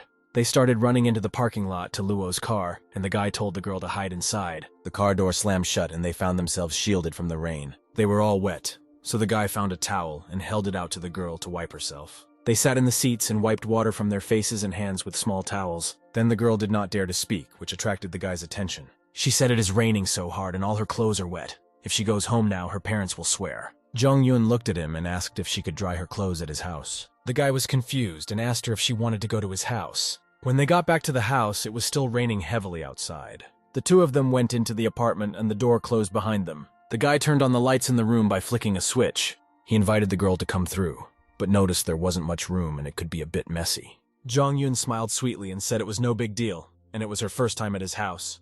She thanked him for sheltering her from the rain. Luo suggested that she sit down while he fetched some warm water, and the girl listened to the boy. A cup of warm water stood on the table next to the girl. She stroked a pleased Mimi and said she didn't know about the guy's cat. She called her really cute, and the guy said he'd just recently gotten her. He took a towel and dry clothes out of the closet and suggested that the girl go to the shower and change her clothes. Luo Shenshi showed her to the door behind which he had a shower. He handed her dry clothes and told her she could change into them until her own were dry. Zhang Yun thanked him and disappeared behind the door that led to the shower. The guy held her gaze in complete silence, not giving any sign that anything was wrong. And then he grabbed his head, trying to figure out why he wanted to be so kind. This lad's rush of panic was interrupted by the rumbling of his own stomach. He was embarrassed and realized that he should have made himself something to eat. After a while, Zhang Yun appeared from the shower door and Luo from the kitchen door. They met eyes right in the middle of the corridor and looked at each other in silence for a while. The guy had a tray of food in his hands and said that if the girl finished, she could eat noodles with him. Zhang Yun agreed, and they sat at the table eating noodles each from their own plate. The girl noticed a pen on the table next to a stack of books and was surprised. She asked if that pen wasn't her gift, and remarked that she didn't expect the guy to use it at all. Luo choked up when he heard that, but then he admitted that she was just comfortable writing. Zhang Yun smiled sweetly and said that she was glad to have been helpful. The guy tried to change the subject and asked the girl to eat faster before the noodles got soggy. Zhang Yun listened to him. After a little while they finished eating, and only empty bowls and dirty chopsticks were left on the table. The girl looked at the guy and asked if she could ask him a question. When the guy allowed it, she looked at him carefully and asked why his arm was bandaged. Guy looked at his hand and tried to think of a plausible answer. Luo lied about his allergies, and the girl believed him. She grabbed the plates and stood up quickly. The girl said she would help the plates herself. The guy followed her into the kitchen and tried to convince her that it wasn't something a guest should do. But the girl had already put the plates in the sink and clearly wasn't going to stop. Jung-Yun turned on the water in the faucet above the sink and replied to the nervous guy that it's okay, especially since they've known each other for a long time. The guy tried to take away the plates with his bandaged hand, but it only went underwater. The girl exclaimed in alarm when she saw what had happened. She said his bandage was now ruined. The guy told her that everything was fine and she shouldn't worry so much. He'll just replace her a little later. At this moment, little Mimi came up to Jung-Yun from behind and started rubbing her head against her leg. Luo had already started to unwind the bandage in order to replace it, but the girl was startled by the unexpected touch on her leg. She took a step back and started to fall. Jung-Yun realized that she was flying backwards, but there was nothing more she could do. The guy notices this and panics, trying to figure out how to save the girl. He catches her with his right hand, keeping her from falling. He forgets, however, that the bandages are already loose. Luo realized it too late. A purple light and seal appeared in the room, heralding the onset of trouble. A small pink muzzle appeared in front of the boy. Jung-Yun was sitting naked on the floor. The only thing she was wearing was a towel around her neck and a little girl's t-shirt that used to be her t-shirt. The girl looked frightened at the girl in her arms and was at a loss for words. When she came to her senses a little, she screamed so loudly that she could be heard outside the house. Night came and the month illuminated Luo's house. Jung-Yun sat in silence. She was already dressed in her new clothes and was trying to figure out what had happened. The little girl, who was actually a coif, was surprised and regarded the people in front of her with interest. Luo felt incredibly stupid and awkward. As he sat there, he was completely immersed in his thoughts. All three of them sat at the table. Jung-Yun sat in the center, and the girl and Luo on her left side, continuing to sit with her arms crossed over her chest. The girl finally spoke. She turned to Luo with a question as to how to understand it.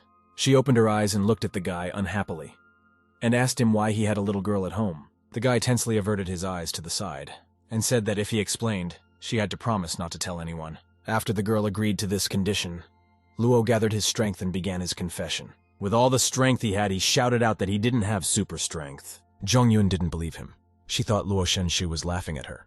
But the guy didn't back down and asked her how else it was possible for a little girl to appear out of nowhere. He called out to the girl, took the child by the shoulders, and asked Jung-Yun to look at her closely. He asked if this little girl was not wearing the same clothes that the girl herself had been wearing not long ago. There was again a tense silence at the table and everyone just looked at each other. Jung-Yun exhaled and gave up. She said that let's assume everything the guy said was true. The girl asked what this superpower of his does. Makes other people's clothes disappear or summons people. The guy explained to her that he could actually turn things into babies. Jung-Yun repeated what the guy said in shock. Turns things into children. And then the realization started to come to her what kind of baby this was. And the guy confirmed her hunch that they were clothes. The girl still didn't fully believe in the possibility of what was happening. So the guy slowly and calmly began to explain everything to her and things were falling into place. After comprehending the new information a bit, the girl exhaled. She said she never thought there were such strange powers. The boy was relieved. After thinking for a while, the guy decided to ask the girl for something. He said he had a request. Jung-Yun looked at the guy with surprise and asked what he wanted to ask her. Luo awkwardly asked the girl, keeping his power a secret. She looked at the guy in surprise, and then winked at him and said she never thought someone whose nickname is Crazy Guy wouldn't want to talk about such a thing. Jung-Yun smiled contentedly, and the guy awkwardly excused himself that it was a long time ago. The girl smiled lightly at Luo Shenshu and agreed to fulfill his request. She promised that she would not tell his secret to anyone. The boy was very happy about it and thanked the girl. Jung-Yun pointed at the girl and asked what the guy was going to do with her now, but Luo said it wasn't a problem and that in time she would be a sweater again. The girl blushed embarrassed and asked one more thing. She looked at the table and asked if the boy had seen anything, but he didn't understand what he was supposed to see. It seemed as if the girl was blushing all over, and clarified that when she fell, but Jung-Yun was too embarrassed to continue and tried to change the subject. The girl remembered that they had been home for quite some time, and decided to ask what time it was. Luo picked up his phone and turned it on to see the time on the screen. It said 11 hours and 58 minutes. The guy said it was almost midnight, and the girl was horrified when she heard the answer. Luo looked at the girl and told her that since she lived far away, she could just stay the night at his place. The girl got even more agitated. Her parents would definitely punish her then. The guy remembered that Jung-Yun had a strict family and didn't know what they should do now. The girl lowered her eyes to the table again in embarrassment and said matter-of-factly, she could have stayed the night, but there was a but. Luo and the little girl looked at her, waiting for her to continue. All of a sudden, Jung-Yun started yelling loudly for Luo to be her boyfriend. Jong Yun waited in embarrassment for an answer, and the guy was completely shocked and didn't know how to act. He interrogated the confused girl about what she meant by becoming her boyfriend. He imagined the girl confessing that she had kept her feelings a secret for a long time, but then he realized it was impossible. He instructed his head in different directions to get rid of the intrusive thoughts. Luo ordered himself to pull himself together and think logically. Jun Yun wouldn't keep her feelings for so long. The guy said that as far as he was concerned, the girl had her reasons. Jun Yun confirmed this and said that she wouldn't have a problem if she stayed the night at her boyfriend's place, and went on cheerfully that then her parents wouldn't scold her. The boy realized he'd imagined too much. Jun Yun at this moment thought that there were too many guys around her trying to get into a relationship with her, and a plan matured in her head that she could use Luo as a shield from the guys. The girl asked the tense guy if he would help her. He was quiet for a while. Then of course he agreed to be her fake boyfriend for one night. The girl thanked him. But then I remembered there was something else I wanted to ask him, and asked if he could be her fake boyfriend on a permanent basis. The boyfriend and the girl were very surprised by this request. The guy anxiously said he thought he only had to help with her parents. Jong Yun said that maybe this request is too much, but reminded about yesterday's situation. She admitted to Luo that she was still a little afraid of him, and she began to wait peacefully for the decision of the surprised Luo Shenshu. He looked at her as he pondered his decision, and in the end decided to take the gamble after all. Luo admitted that he would help Jun Yun no matter what, and the girl was very happy about this turn of events. And then the girl looked at the baby next to the guy and asked if she had a name. The girl spoke for the first time all evening. She said that the master still had not given her a name. The guy thought for a while and then suggested the name Yui. The girl liked the name the guy gave her. Jong Yun asked him not to tell her that he called her that because she's clothes. The guy laughed awkwardly and admitted that's actually his max when it comes to names. The girl was not surprised at this turn of events and said it was nothing new. Jong Yun asked that she so understands that he called others by the same name. The girl's assumption was true, but the guy wouldn't tell her that. He thought that women's intuition was terrifying. Jun Yun said that despite that, Yui sounds pretty good. The guy agreed and remarked that it was also easy to memorize. All three were happy with the name choice and smiled cheerfully at each other. Then Luo remembered the time and said that it would be a good idea to get ready for bed already. The girl also thought that since they had already decided everything, they could go to bed in peace. When morning came, the boys woke up and got ready. They were already standing in the hallway of the house. Jun Yun was dressed in her already dry clothes. Luo was worried about whether it would be okay if the girl went home alone, so he asked if it was definitely not a good idea to call her. Jong Yun reassured that everything was fine, especially the sky was already clear, and she could safely go home by herself. The guy agreed and asked her to be careful on the way home. He waved goodbye to her, but the girl came closer to him and stood on her toes. She asked in a whisper if Yui had turned back into clothes. She surprised the guy. Luo looked at her and tried to figure out why the memories of Yui were still with the girl. He asked her if she remembered the girl, and the girl was angry that he thought so badly of her memory. The guy awkwardly averted his gaze and admitted that Yui had already turned back into her clothes. Jun Yun expressed her desire to see her next time, and the guy promised that they would definitely see each other. The girl said goodbye to Luo Shenshu and started to go home. As she walked down the hall, she waved goodbye to him, and the guy waved back. Luo Shenshu walked from the hallway back to the apartment. The door slammed behind the guy. The boy was trying to figure out how it was so, why the girl's memory hadn't been erased after Yui's conversion. For if Mom's memories may not have disappeared because they are related, then why did Jun Yun keep remembering everything? The girl was happily walking home under the warm sunlight. It was morning outside, when the door of Luo Shenshu's apartment suddenly started knocking. The bell rang throughout the apartment.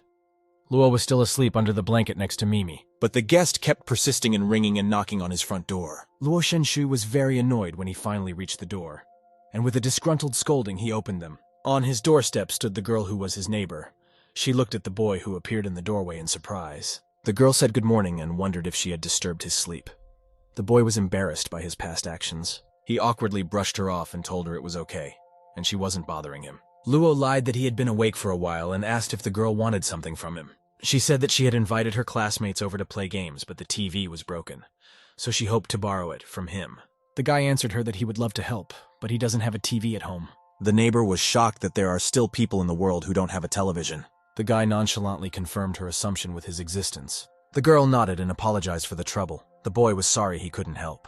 They said goodbye and each hurriedly walked back into their apartment. As the guy stood in the hallway, he tried to figure out if there was something strange about the absence of a TV. Especially since he had a computer on his desk. There was no point in spending money on a TV. While he was thinking about it, when there was another knock at his door, Luo opened the door again with irritation and asked who came again. An unfamiliar guy in a delivery man's uniform stood in front of him. He was surprised at the greeting and told the embarrassed guy that he had a package for him. After signing for the package, Luo received a huge box. He took it home. He was very curious about what was inside. After all, he hadn't ordered anything. After unpacking, it turned out that there was a TV inside, which surprised the guy. Also in the box, he found a note from his mom.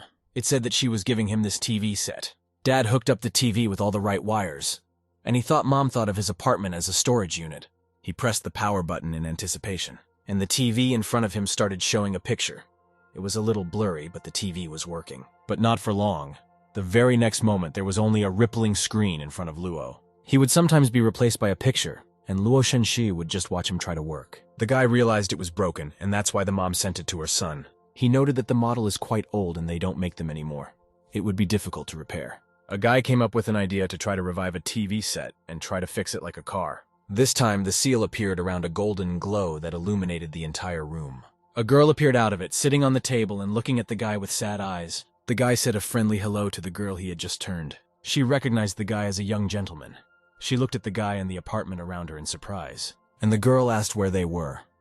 The guy explained that they were in his apartment now. The girl blushed and froze in a position as if about to sneeze. The boy noticed it. Luo anxiously asked the girl if she was feeling unwell. The girl was glad the guy asked, but she told the guy she was fine. She said that she is an old model and for her it is normal. The guy thought about it. There are some things that live for hundreds of years and some that live a short life. Does that mean that when they break, they die? Luo Shenshu fondly took the girl's hand in his palms, and he asked her not to be upset. He promised to find a way to fix it. The girl looked gratefully at the guy and confessed that she had a dream and hoped the guy would help her. The guy was enthusiastic and asked her to tell him about her, and he would do anything he could to help. And the transformed girl confessed to the guy that she would like to go out for a walk. Luo was surprised and asked if she wanted to go outside. The girl confirmed his guess. She said she only saw the world through signals. She'd never seen it with her own eyes. Luo Shenshu felt sorry for the girl in front of him because of this, and so he agreed to go for a walk with her around the city. The girl got excited and asked if they could go today. The guy didn't expect the girl to want to go tonight. The girl got upset and asked if there was a problem. But Luo said it was fine, and he didn't have any plans anyway. She got excited and jumped up from the table and shouted for them to come quickly. The pair were already in the center of the city, different high-rises towering around on all sides. They were walking down a slightly crowded alley with different buildings on the side. The girl's eyes were full of delight and anticipation as she looked around. The girl stopped in the middle of the alley and looked around excitedly. She shouted to the boy that everything was very beautiful here. The guy smiled awkwardly as he watched the girl, and noticed that the girl really liked it here. Then something caught the girl's eye that made her open her mouth in delight. She was pointing the guy at the cafe and saying that she knew it was a place to eat. Then she pointed to a clothing store and said that this is where people buy things. Then the girl pointed to the hotel and said that people were sleeping with each other here. The boy and the people around him were shocked by what they heard. Luo quickly walked over to the girl and covered her mouth with his hand. The girl looked at him in surprise. The boy confusedly explained to her that this place was not for these things. The girl asked more quietly what it was for then. Luo told her that that's where people stay for a while. The girl nodded understandingly. The guy suggested we go see something else, and the girl agreed. They walked into a huge multi-story shopping center. A couple was walking along and eating ice cream. The guy asks if the girl likes the flavor. She liked ice cream, and then one of the stores caught her eye. She was looking at a dress that was worn on a mannequin and looking at them from a display case.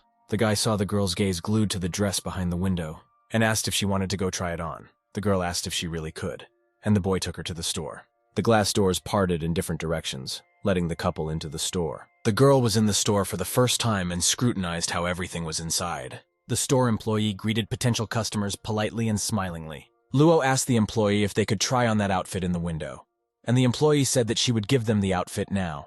The girl opened the locker room curtains and called the guy over to look at her in her dress. She looked at the guy excitedly and asked if this outfit suited her. The coworker and Luo gave a thumbs up, and the guy said he buys it right away and the girl can stay in it. When they came out of the store, the girl clutched the bag with the things she was wearing to herself. She started to say it was a dress, but the guy stopped her.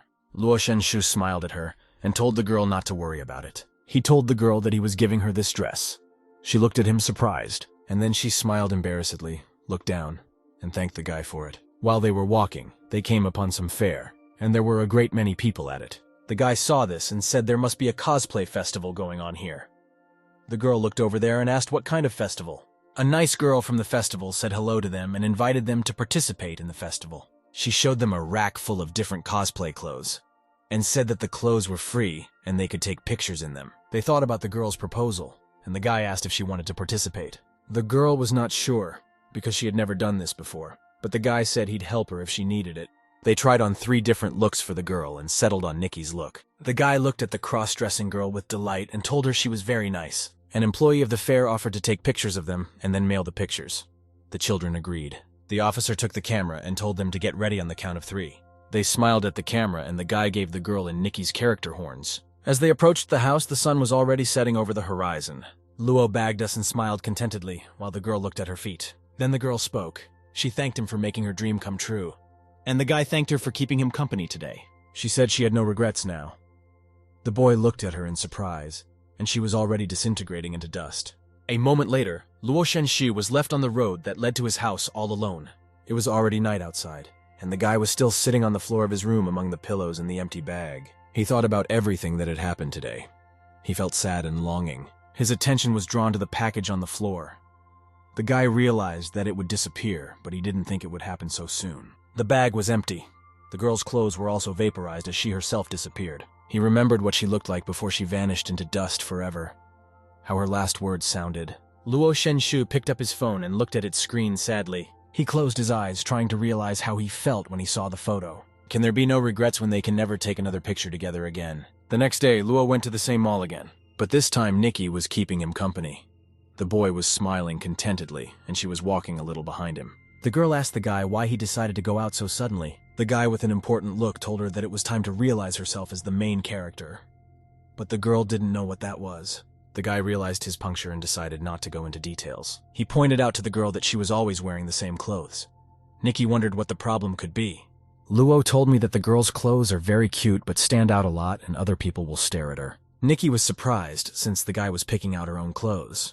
The guy was confused when he realized it was about the cover, while the girl looked at him waiting for an answer.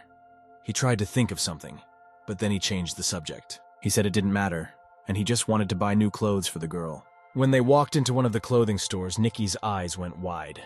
There were so many clothes. Luo said she could take her time choosing and try it on later. Nikki agreed and went deeper into the store. She looked at the shelves on one side of the store. Then I looked at the stuff on the racks on the other side of the store. The girl found herself in a quandary. She didn't know where to stop at all. She walked up to the guy from behind, tugged on his shirt and called out to him. Luo turned to her and asked what was wrong. The girl looked confused. Nikki explained that she didn't know what to choose here. Everything was really nice. The guy smiled at her and said he would help her choose. However, the guy's attention was quickly dragged to men's t-shirts. He ran around the rack, picking out one after another under Nikki's surprised gaze. When the guy picked out his 3 jerseys, he was very pleased with his catch. The girl looked at the guy in confusion, who instead of helping her, he got himself a t-shirt. Luo realized his mistake and apologized right away. He took a couple of t-shirts and gave them to Nikki. When the girl had already changed into the thing given to her, she let the guy. She asked if it looked good on her and remarked that the shirt looked too small. The guy very quickly covered Nikki with curtains and forbade her to come out. Luo had completely forgotten that the girl's clothes were one piece and hadn't considered that shorts should have been given. He asked, waiting in the fitting room while he ran to get shorts. Luo brought her shorts and told her to get dressed and they would go to the checkout in that. The couple was approaching the house in the evening. The girl was walking contentedly and clutching the bag of things to herself, and the guy looked very sad. Nikki thanked the guy for buying her clothes, but Luo Shenshi stopped abruptly and said no. He was very upset and thanked to surprise Nikki for today. After these words, a tear began to roll down the boy's cheek. He was crying from yesterday's events. Nikki looked at the guy's face and realized the reason for his tears. The bag slipped from her hands as she threw herself into his arms. She hugged him tightly, tears starting to form in her eyes too, and she promised the guy that he would definitely meet her again. It was already dark outside. Luo Shenshu sat at his computer and quickly clicked on the keyboard and mouse. Suddenly his stomach rumbled with hunger and he was distracted from the game. The guy looked at the time on the computer screen. It was already 11 o'clock. He realized that he had gotten too involved in the game and had forgotten to eat. Luo wanted to cook something, and then he remembered that there were no noodles at home and he hadn't bought any new ones. The boy realized that he had to go to the store. He left the confines of his apartment and locked the door. The guy was coming down the stairs and had his hands in his pockets. When I suddenly realized that I forgot something important at home, he took his right hand out of his pocket and made sure there was no bandage on it. He didn't want to go back, especially since the guy had already used the power today. He figured he could do it quickly and it would be fine. One newly built high-rise building stood out in the night landscape of the city. Luo Shenshu looked at the construction and noticed something new about it. Taking a closer look, the boy confirmed his hunch about the new house. The second part of this building has already been completed to the end. It was done very quickly. The boy thought a little sadly that it would be nice if his mom got him an apartment in a new building. Luo Shenshu was already walking out of the door of the grocery store when an employee asked him to come back for more. The boy had a full bag of groceries in his hand. He looked at it and thought that now there were enough noodles. But right now, Luo wouldn't mind something other than instant noodles. He saw a small cafeteria on the other side of the street and decided to have a bite to eat there. He walked into the room. There were a whole bunch of tables in 2 rows. Luo placed his order here. He asked for a bowl of rice and beef to go. When the guy was picking up his order, he saw a clock on the wall and saw what time it was. It was really late. The guy thought he should have brought a bandage with him just in case. He walked down the same road he had come as fast as he could. He decided to check how much time was left until midnight. He looked at his phone screen. He only had 5 minutes left. The boy was about to break into a sprint, so fast was he going. Why was the house so far away? On one of the benches in the park, the guy was passing through. A couple was sitting and flirting with each other. Luo Shenshu turned to look at them and thought with irritation that it was disgusting. While he was looking at the couples, his foot slipped and he seemed about to fall. Luo tried his best to keep his balance and not fall straight to the floor. His whole body trembled with tension, but he managed to keep his balance. The boy exhaled with relief and walked closer to the wall of the new house. Luo pondered that it was very good that he didn't fall down. It turned out to save food. Then he noticed how he had accidentally placed his hand on the wall while he was thinking. Guy looked at her in horror and realized that the power should have renewed by now. His only hope was that nothing would happen to the whole house. But his hopes were not realized. The whole house began to emit a bright yellow light, causing people to panic, trying to figure out what was going on. Luo Shenshu, who was closest to the epicenter of events, closed his eyes and covered them with his hand. When the light finally went out, he was able to open his eyes. But he realized he felt a little strange. He looked under his feet. He was horrified to see that there was a void beneath him and he was already falling down. Luo Shenshu fell down with a scream and mentally prepared for the worst. When he finally reached the bottom of the pit, the boy felt strange again. He marveled that despite falling so high, it didn't hurt him to land at all. Luo Shenshu felt someone's body beneath him. He carefully stood up, and he met his eyes with the girl who had cushioned his fall. She looked back at him silently. The place where a high-rise building used to stand was now surrounded by yellow tape. Police interviewed people who were in the park at the time the house disappeared. The girl herself, who was actually the house, stood quietly next to the culprit, while the policeman was telling them the details of the case. The cameras were not working, and it was difficult to explain the reason for the disappearance. But the policeman was more interested in how the 2 men ended up right in the foundation pit. The policeman asked them to tell it in as much detail as possible, and prepared to record the statements. Luo glanced at the girl next to him. If only they had known the building was right in front of them. The guy said he lived in that house and went out to the store. When he approached the house, it lit up, and then the guy fell down. The policeman looked at the girl and asked her what version of what was happening she would say. The girl snorted, turned away, and folded her arms across her chest. The policeman was displeased, and the boy was shocked. The guy tried to justify the girl. He said she was still in shock and a bit shy. The policeman tiredly closed his eyes and asked, leave his details so that they could contact them. Luo agreed. The boy was relieved when he realized that the conversation had come to an end. Immediately after the conversation ended, he grabbed the girl's hand and hurriedly led them away from the crowd of people. They hid behind the wall of one of the houses. The guy was trying to figure out what to do. He had to urgently find a way to get the girl back because she wouldn't last long. The girl scrutinized the boy and said she knew him. Luo was surprised by this. She asked if he was the one who stopped the car from being stolen half a month ago. The boy looked at the girl in surprise and concluded that she had seen everything then. Luo told her about his powers, and what happened was his fault, but he did it by accident. The boy turned away and began to berate himself for not wearing the blindfold before he went out. The girl was watching him carefully. Then a small smile began to appear on her lips, and she said smugly, took a more assertive posture and told the guy it was all his fault. Then got the attention of a guy who didn't expect her to say that, but she added that he deserved it. Smiling smugly, the girl turned away from the guy and started whistling something to herself. Luo Shenshu noticed that more and more people were appearing near the scene. One of the guys yelled that aliens did it. The building lit up and instantly disappeared. The crowd was noisy and came closer and closer together. Everyone asked for more stories. There were a whole bunch of reporters in that crowd. There were police and ordinary people around. Luo thought for a while, then awkwardly turned to the girl. He asked her if she could do something for him. The boy hoped the girl would say yes. But she turned away arrogantly and asked why she was doing it. It was difficult to talk to her. The guy explained that she couldn't stay in that shape for long and we had to get her back somehow.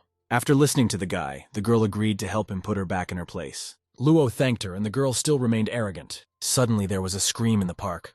What was it? It attracted the attention of reporters and ordinary people. A girl standing nearby pointed to the sky and said she saw something there. Everyone started asking the girl where she had seen, and she pointed to the sky even more confidently. Luo Shenshu shouted after him that it flew over there and pointed away from the house. The whole crowd did not hesitate to rush after the unknown object. Their plan worked. The girl watched this not-too-distant crowd of people, who all continued to move away quickly. After they came to the place where the house used to be, the girl jumped into the hole. She stood in the center of the foundation, resting her hands on her sides. Guy hoped it would work. Suddenly, a golden light began to emanate from the girl. She looked at her hands in amazement, and the next moment a house began to appear again behind the crowd in a dazzling glow. The crowd was shocked that the building was back in place just as it disappeared. The guy finally relaxed. A large cruise ship was moored at the pier. It was a warm, sunny day. A guy stood among many people and tried to find a certain someone among them. He saw a cruise ship and looked it over. The guy wondered if he had definitely come to the right place. And he wondered if she had. Last night, the guy was spending time on the computer as usual when his phone rang. Jun-Yun called, and she had an interesting proposal for both of them. She excitedly told me that she won a cruise for 2 in the lottery and invited the guy to go. He gladly agreed. It was a sin to refuse such an offer. And now Luo Shenshu is standing on the dock, trying to find Jong-Yun with his gaze. He pulls out his phone and contemplates calling her, when someone from behind suddenly closes a guy's eyes and asks him to guess who it is. The guy turns around and sees Jong-Yun. She laughs and asks if she scared the guy. Luo doesn't admit it. The girl smiled happily at the guy and invited him to go aboard the ship. They began their drive toward the huge cruise ship. A crew member asked everyone to line up and thank them for their understanding. The cruise ship was simply huge. It seemed to have absolutely everything there could be. Luo Shenshu was dragging Jong-Yun's suitcase behind him, but it was so heavy that the guy's hands were shaking. So he called out to the girl and asked her to walk a little slower. He explained that the luggage was heavy. The girl turned to him and admonished him that a gentleman should not complain. They were distracted from their little quarrel by a noise a little farther up on deck. They turned around to look and tried to figure out what that crowd was out there in front of the entrance. The woman accused the crew members of not letting them on board, and the crowd cheered her on. A man apologized to people and offered to spend time in the mall while service was going on. Luo came to the conclusion that the whole lottery was for them to scrimp in their stores. Jong-Yun was very upset about this and asked the guy what they should do now. Together with the luggage, they went to the place of stores. They looked around with interest. Jong-Yun wanted to buy everything in sight.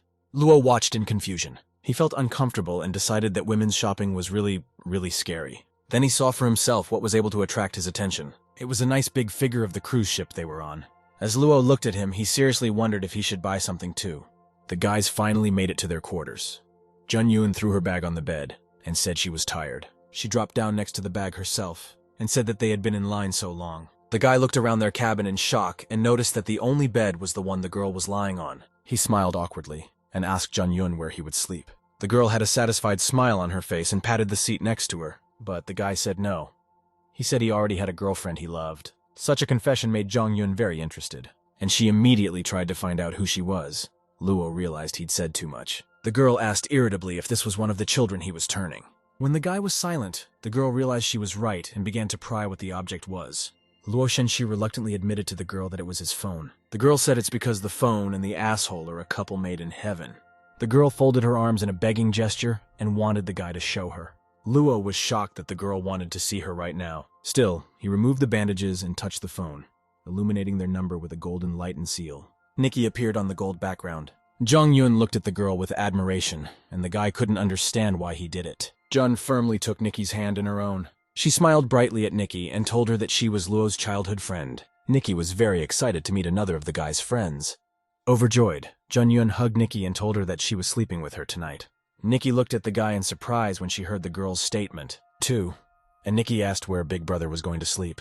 Jong-Yun replied that of course he could sleep between them. The girl was very excited. The guy imagined how he wouldn't be able to sleep all night surrounded by girls. The guy didn't realize when things had gotten to that point at all. He started trying to say no. The guy said he didn't want to, and asked me not to tease him. He could sleep on the couch in peace. Nikki asked, in complete seriousness, why Baby Brother couldn't sleep with them. Jong-Yun moved closer to the guy and asked if he had taught her anything.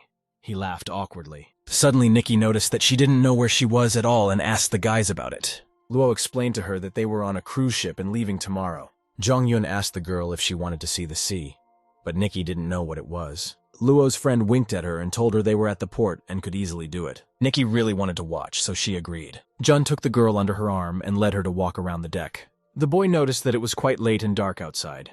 He suggested going to bed early. Jong-Yoon said for him to relax, they just take a little walk and that's it. Then she said Nikki was with them now and her opinion counted. The girl wanted to go. The boy lost this argument and had to agree to a night out. The liner was fully illuminated at night. It looked very beautiful. Nikki gazed up at the starry sky, and all three of them couldn't take their eyes off it. The girl turned and confessed that this was the first time she had ever seen the sea. There was a nice sea breeze blowing around them, and Luo looked at how beautiful Nikki was. Jun-Yun suggested that after the cruise, she ask her boyfriend to take Nikki to the beach. The girl turned to Luo and asked if he would take her in the future. The guy felt awkward while looking at such a beautiful Nikki and agreed. The girl ran in the other direction, suggesting now to go that way, but accidentally ran into some guy. She looked up at the obstruction and apologized. There were two guys standing there, and one of them grabbed her arm and started asking Nikki to go with them.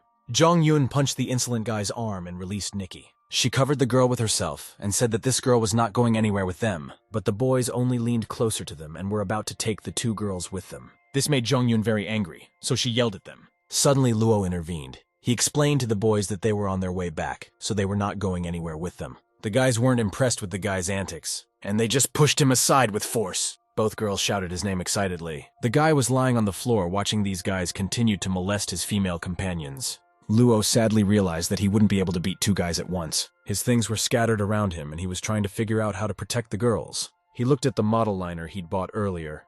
He thought he could throw it to distract them. Then the girls will have time to escape. But it was too late and the ship in his hand began to glow. Luo was very hot in his hand. He had a feeling it was about to burn. A bright golden light filled the entire cruise ship. A bright light blinded everyone on the ship. A girl appeared from it. She was dressed in a sailor's uniform. When her feet touched the floor, she was right in front of the guy. Luo looked at the girl in shock. She was staring at her abusers with a murderous stare. The attention of all four guys shifted to the girl who appeared. Luo Shenshu couldn't understand how he was able to transform two items at once. The guys let the girls go and headed for the new girl. They leaned over her and started molesting her, calling her a cutie. One of the guys noticed that she was dressed strangely. They assumed it was cosplay and wanted to touch the girl.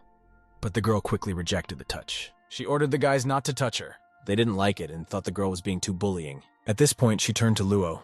She called him captain and asked for permission to confront him. The guy watched in shock and didn't quite understand what was going on. He hesitated to answer her, and he was interrupted by the laughter of the boys. They laughed loudly and mocked the girl and the boy, but she waited calmly for an answer. Luo became very angry, and his patience came to an end. He got to his feet quickly and confidently, and he shouted to the girl that he was giving her the go-ahead to counteract it. The girl looked focused and took the command. One of the guys started calling her to go out drinking with them, but the girl didn't even listen to the rest of them. She knocked them out with one punch. The boys lay unconscious, and Luo thought the girl was awfully strong. But at the same time, it was a beautifully done job. Suddenly, a glow began to emanate from the girl's hand and a weapon appeared on her arm. She took aim at the unconscious guys, and when the guy saw it, he rushed over to stop her. He yelled for her not to shoot at them, and that she had already done enough. The guy made a note in his head to remember to tell the girl about the laws. The light around the girl reappeared, and the weapon disappeared from the girl's hand. She turned to the guy and reported to him that the mission was accomplished. The guy complimented her. The girls she saved also rushed to thank her, but the girl said she just had to do it and was not to be thanked. From around the corner, the ship's crew finally began to show themselves, having come to the noise, and the guy ordered everyone to get out of here fast. When the boys were discovered, our company had already disappeared into the darkness. They returned to the cabin after such unpleasant adventures. Nikki and Jun-Yun were already sound asleep in bed. Luo Shenshu considered his now again bandaged arm. He thought it was strange. After all, he had only used the ability once a day before. The girl sailor sat in front of him and watched intently. When the guy noticed, he asked her not to do that, and she complied. The boy felt very uncomfortable, but on the other side in front of him sat a girl sailor. He thought he would have no regrets if he died today. The girl asked if there were any orders for her, and Luo said not yet. They sat like that on the chairs opposite each other. It was very awkward.